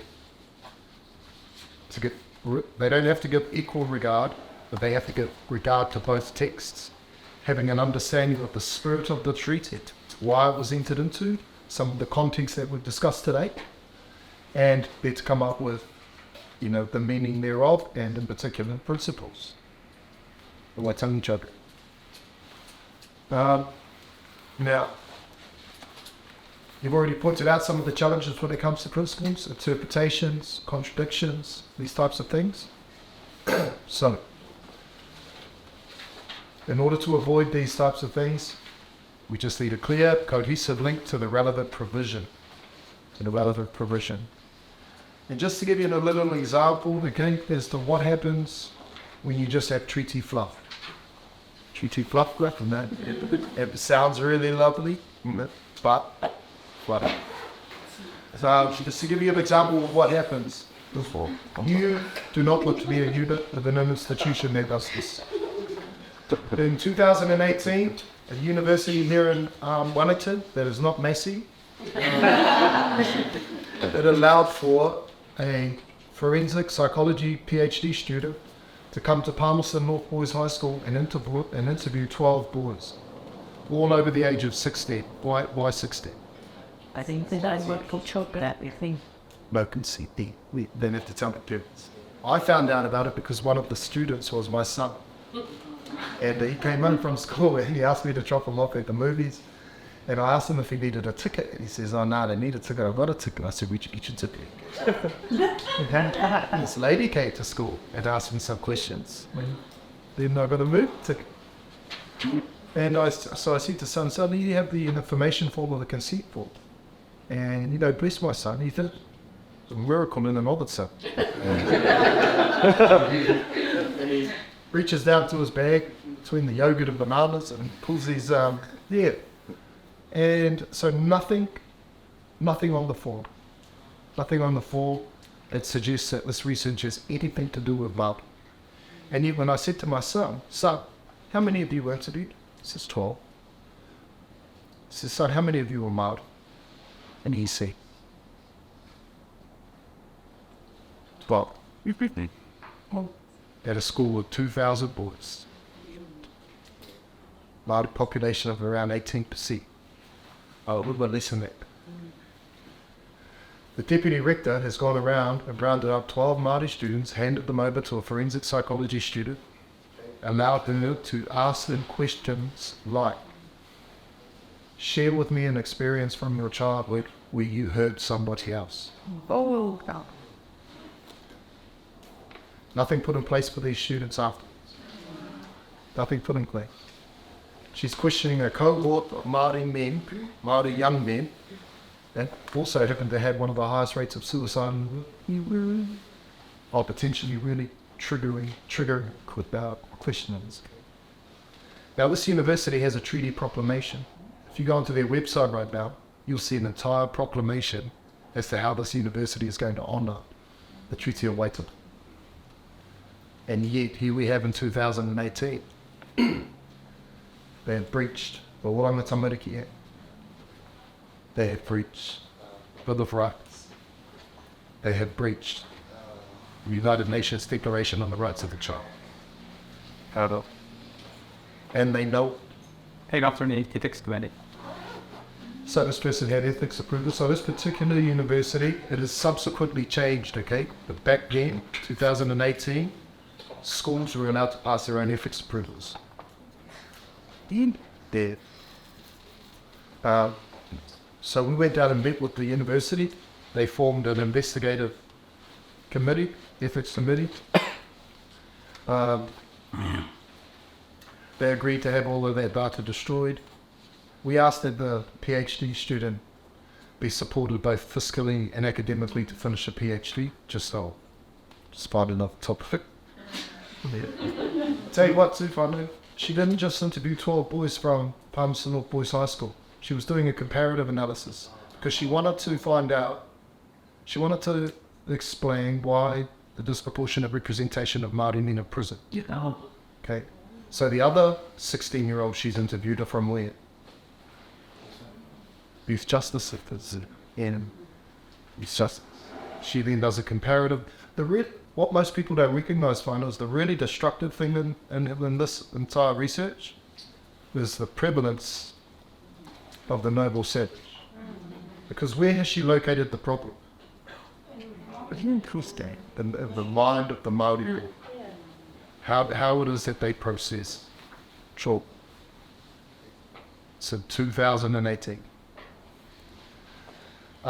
We suggested to this university that they update their proclamation. They've updated it. This is not any better.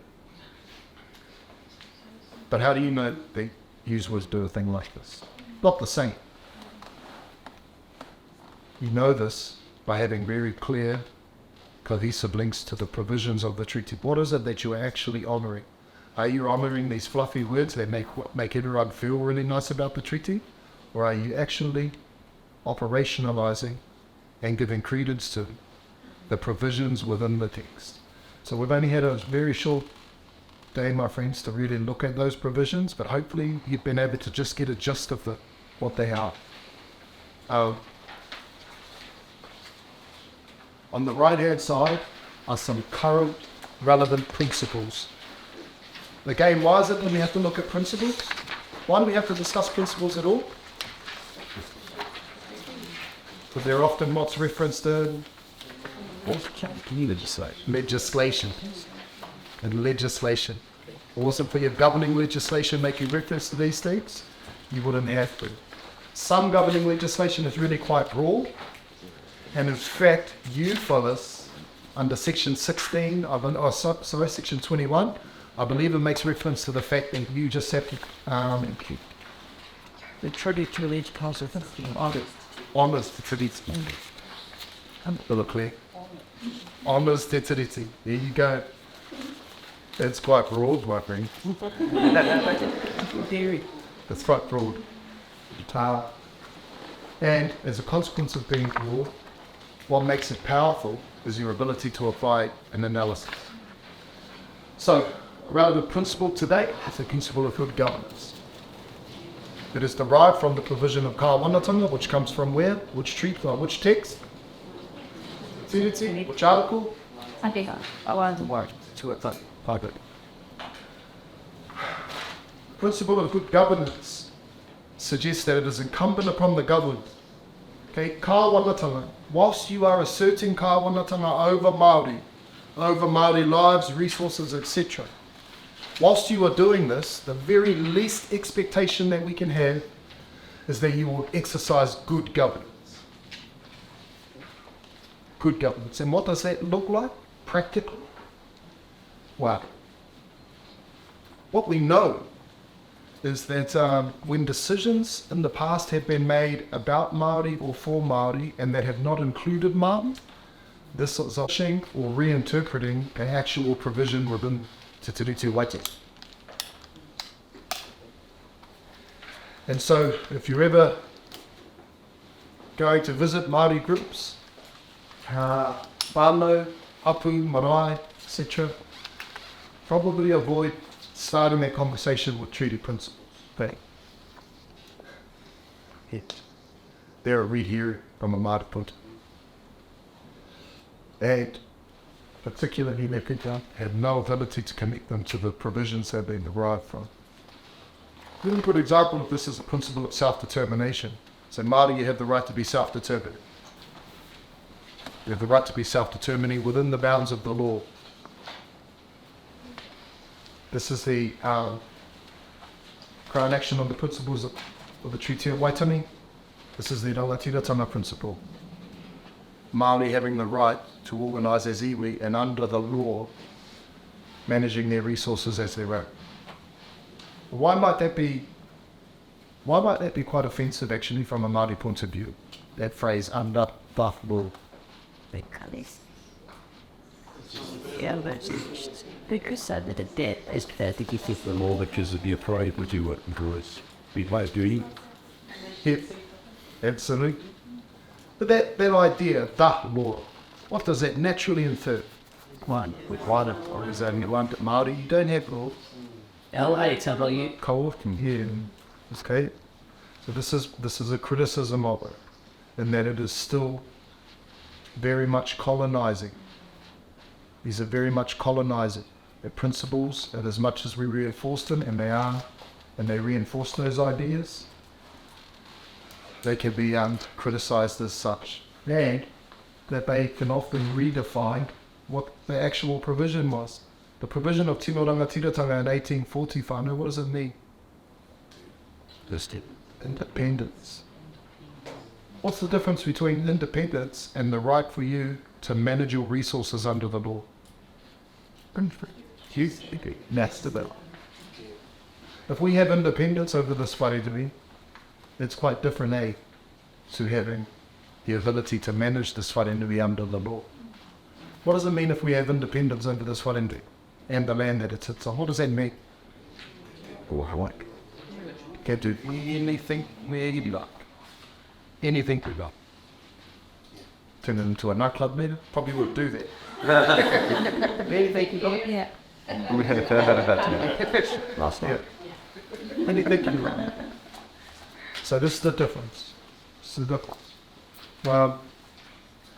Also, Whānau, just to be really clear, when you're talking about tino rangatiratanga, sometimes, and I understand why this is a thing in health and in education, right? So they interpret rangatiratanga in terms of the individual. And so it's where you might include an individual client or student in developing their program moving forward. And people say, this is us honouring tino rangatiratanga. I'm not arguing, Whānau, that's not a view. I understand that it's a view. It's just not It's not a treaty-based view. If you are honouring Te Tiriti o Waitangi from a treaty-based perspective, it is because you are engaging with or dealing with autonomous Māori collectives. Now in 1840, what did these look like? Hapu. Today, a lot of things have changed. A lot of hapu and marae are resourced to engage with every entity that wants to come and start a relationship, particularly if those entities aren't bringing anything to the table other than their entity. And so there are other groups now that you might engage with, such as Unana, iwi, these are the most prominent scholars. Chat. Who else?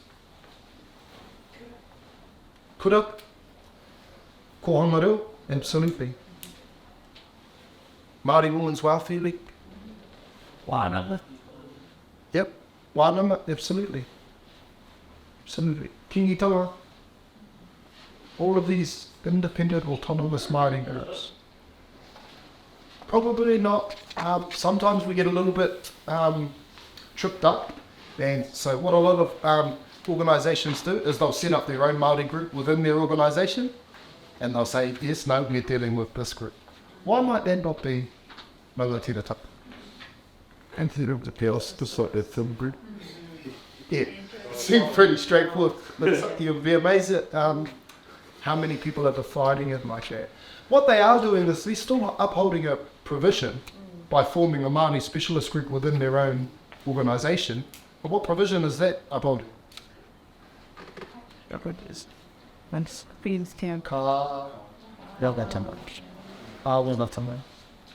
Good governance, kāwanata.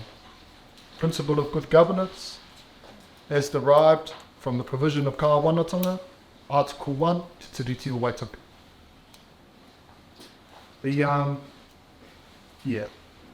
The only reason we bring that up is because Ronnie and I went to a workshop with 100 early childcare providers, teachers, and one of them said, oh yeah, we honour tino rangatiratanga because we allow the child to choose whether or not they're going to play in the sandpit or they're going to paint. And Ronnie and I were like, what the? We went that obvious, could internally that sort of look like. Because we could tell that this person was quite genuine. That couple of us were talking about it. I really thought, wasn't that something you would offer to the babies? They shouldn't get that option. But second, individual rights are covered in our treaty fund. Whereabouts? There's a provision that covers specifically the individual rights of Māori. It's very up. It's very. Article 3, Māori Kaunga Katoa Te Whānau. Whānau, that doesn't just mean Māori, you have the right, you get the right to access, but it's also that you get the right to define what success looks like for you. Having babies that go to universities and do a OE, that might be one aspect of success, but for many Māori families, knowing your mana whenua, knowing your mana atua, having your reo, being able to freely associate with your cousins, all of these types of things, know all your whakapapa, these might be measures of success from a Māori point of view. And under Article 3, they have every right to be valid, legitimate measures. This will be the same in education. This principles, equality and equity, what's the difference between the two? One, outcomes versus opportunity. Yeah, generally, that's it. Okay? Just need to speak to one thing here. The principles of equality and equity as derived from Te Kaunga Katoa Rītetahi, Article 3 to Te Tiriti o Waitangi.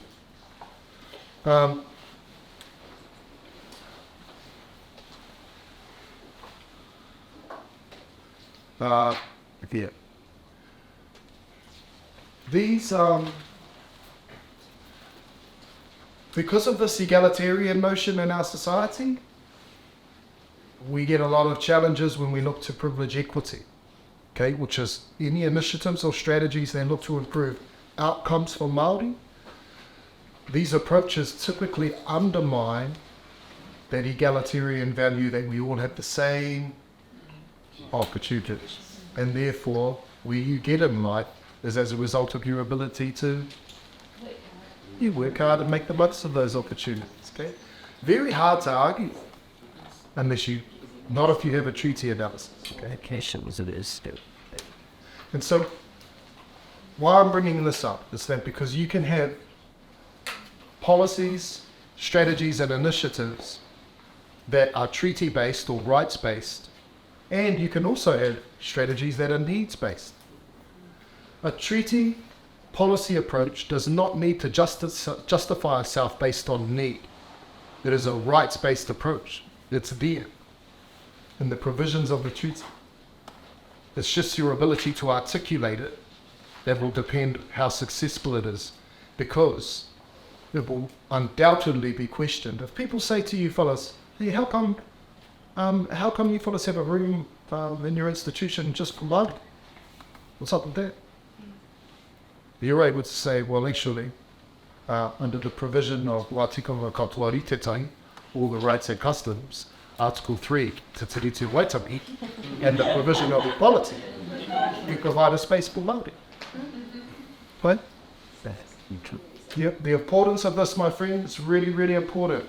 I'll tell you why, because in 2004, Don Brash gave a speech at Aotearoa, okay, and the result of that speech was $32 million in funding cuts to Māori-based initiatives.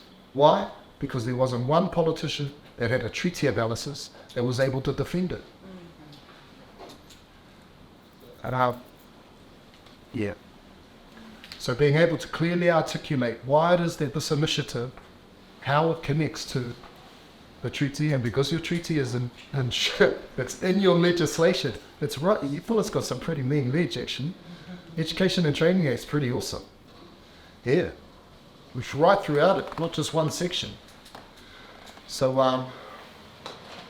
yeah. You can have a treaty-based policy approach. You can also have needs-based policy approaches. They're both needed. Needs-based policy approaches are justified. You know, we have low socioeconomic Pākehā babies. Babies that we have Pākehā babies, Asia Pacifica babies. They're all born into low socioeconomic conditions. Justified by need, there should be policies and strategies in place for them. However, this is distinct from tiriti-based policy approaches. You can also have tiriti-based initiative that is based on a strength. Based on a strength. You just want to elevate their strength. Order that. Last principle, we have the principle of active protection. This came out of several court cases. Has anyone heard of this? Principle of active protection. It's at the heart of the Te Reo Māori claim, kohanga reo, these types of things. What the courts found was that it is not good enough that the Crown passively stand by and watch Māori try to revive these tonga, like language, etc. The Crown has an obligation and responsibility to actively protect these tonga, actively protect them. And when it comes to active protection, if you are in governance positions, or if you are in a position where you're able to make these types of decisions, you typically have two things at your disposal to actively protect tonga. What are they? Resource, money, it's the other. Strategy, policy. If you're government, you can use anything, legislation, all types of things. And you must actively protect these tonga. So, if the members of the public were to come up to you and say, how come you follow up with the karakia every week? You can then say, Lands of protection. under the provision of Like a drink. Article 2, Te Waitangi, we have a responsibility to actively protect Māori mātaurau landowners. What? That's you'll get fast at it. You'll get fast at it. But speed isn't the thing. It's just being able to recognise it. So you start reading your policy documents. Start reading, going through your fellas' strategies and initiatives. You'll start locating Te Tiriti of Waitangi, okay, or even the Treaty of Waitangi. this very last one. This very last one, sovereignty and rangatiratanga. Okay. Remember the blending that the Waitangi tribunal was supposed to do? Well, these are supposed to be the two contradictions between the two things, rangatiratanga and sovereignty. Recognise and acknowledge both parties. You blend these two together, and this is the love child. We will be right issue. That's sure. Okay. But finally, I haven't actually seen a functioning, working example of partnership in action yet. Because typically what happens is we have the kāwanatanga sphere, which is our current sphere, kāwanatanga sphere. So this is our current constitutional structure,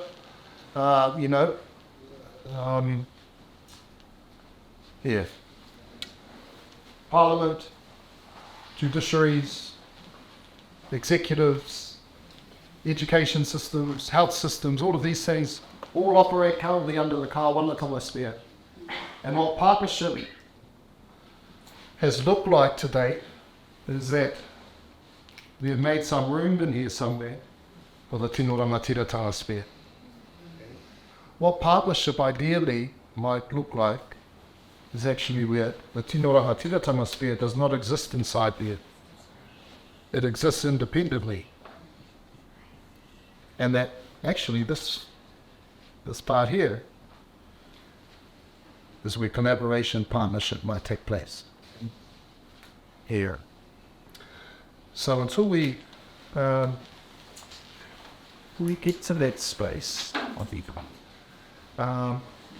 it'd be interesting to see what happens. You fellas in your organisation have a great opportunity, actually, to really challenge those boundaries around partnerships, around treaty implementation, Tiriti implementation, and can't wait to see what develops. It's going to be amazing. Good. In front of you, you've got an implementation stream. Just for the next 10 minutes, you're just going to you see it, it's just to break it down for you even further, okay, in terms of the provisions. Kāwanatanga, tino rangatiratanga, taonga, etc. Some of the relevant principles, good governance, fiduciary duty. This is where you have all the resources and the power, but you still act honourably in relation to the, in regards to the relationship. So these are just up there for your benefit. What you've got in front of you now, we don't need to cut our treaty up like this, okay? But it's just by this time, it can be a little bit challenging, especially if we've just gone intense for the last 5 hours. So what we do there is we just break it down a little bit, okay? So Article 1, the relevant provision. So in your roles currently, there will already be things that you are doing that honour Te Tiriti o Waitangi. There will already be things that you are doing that honour Te Tiriti o Waitangi. What I need you to do is just to be able to locate them.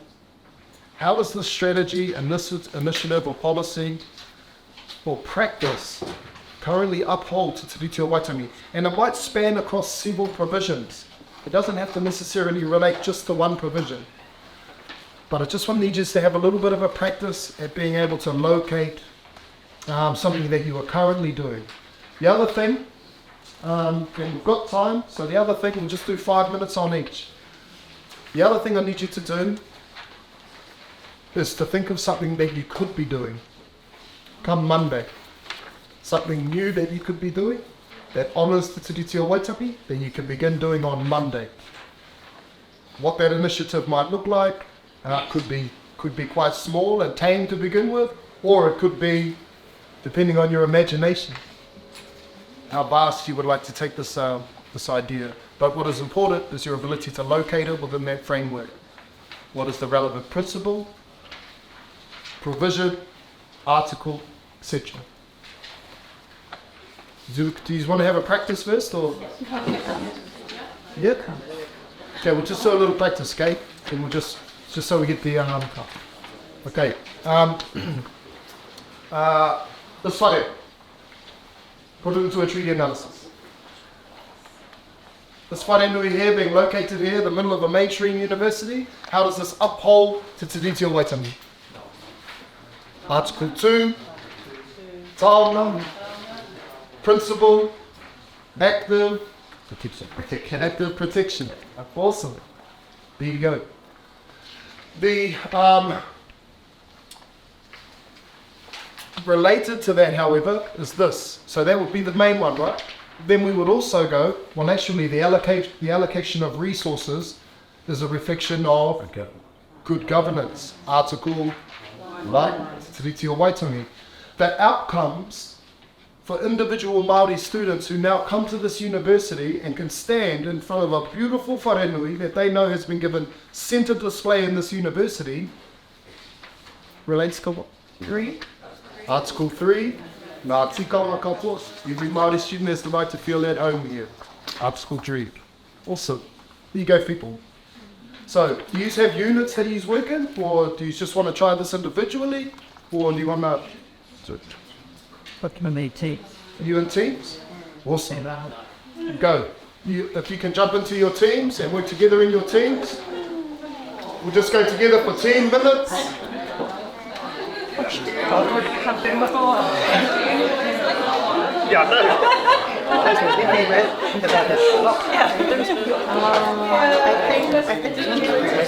Yeah, because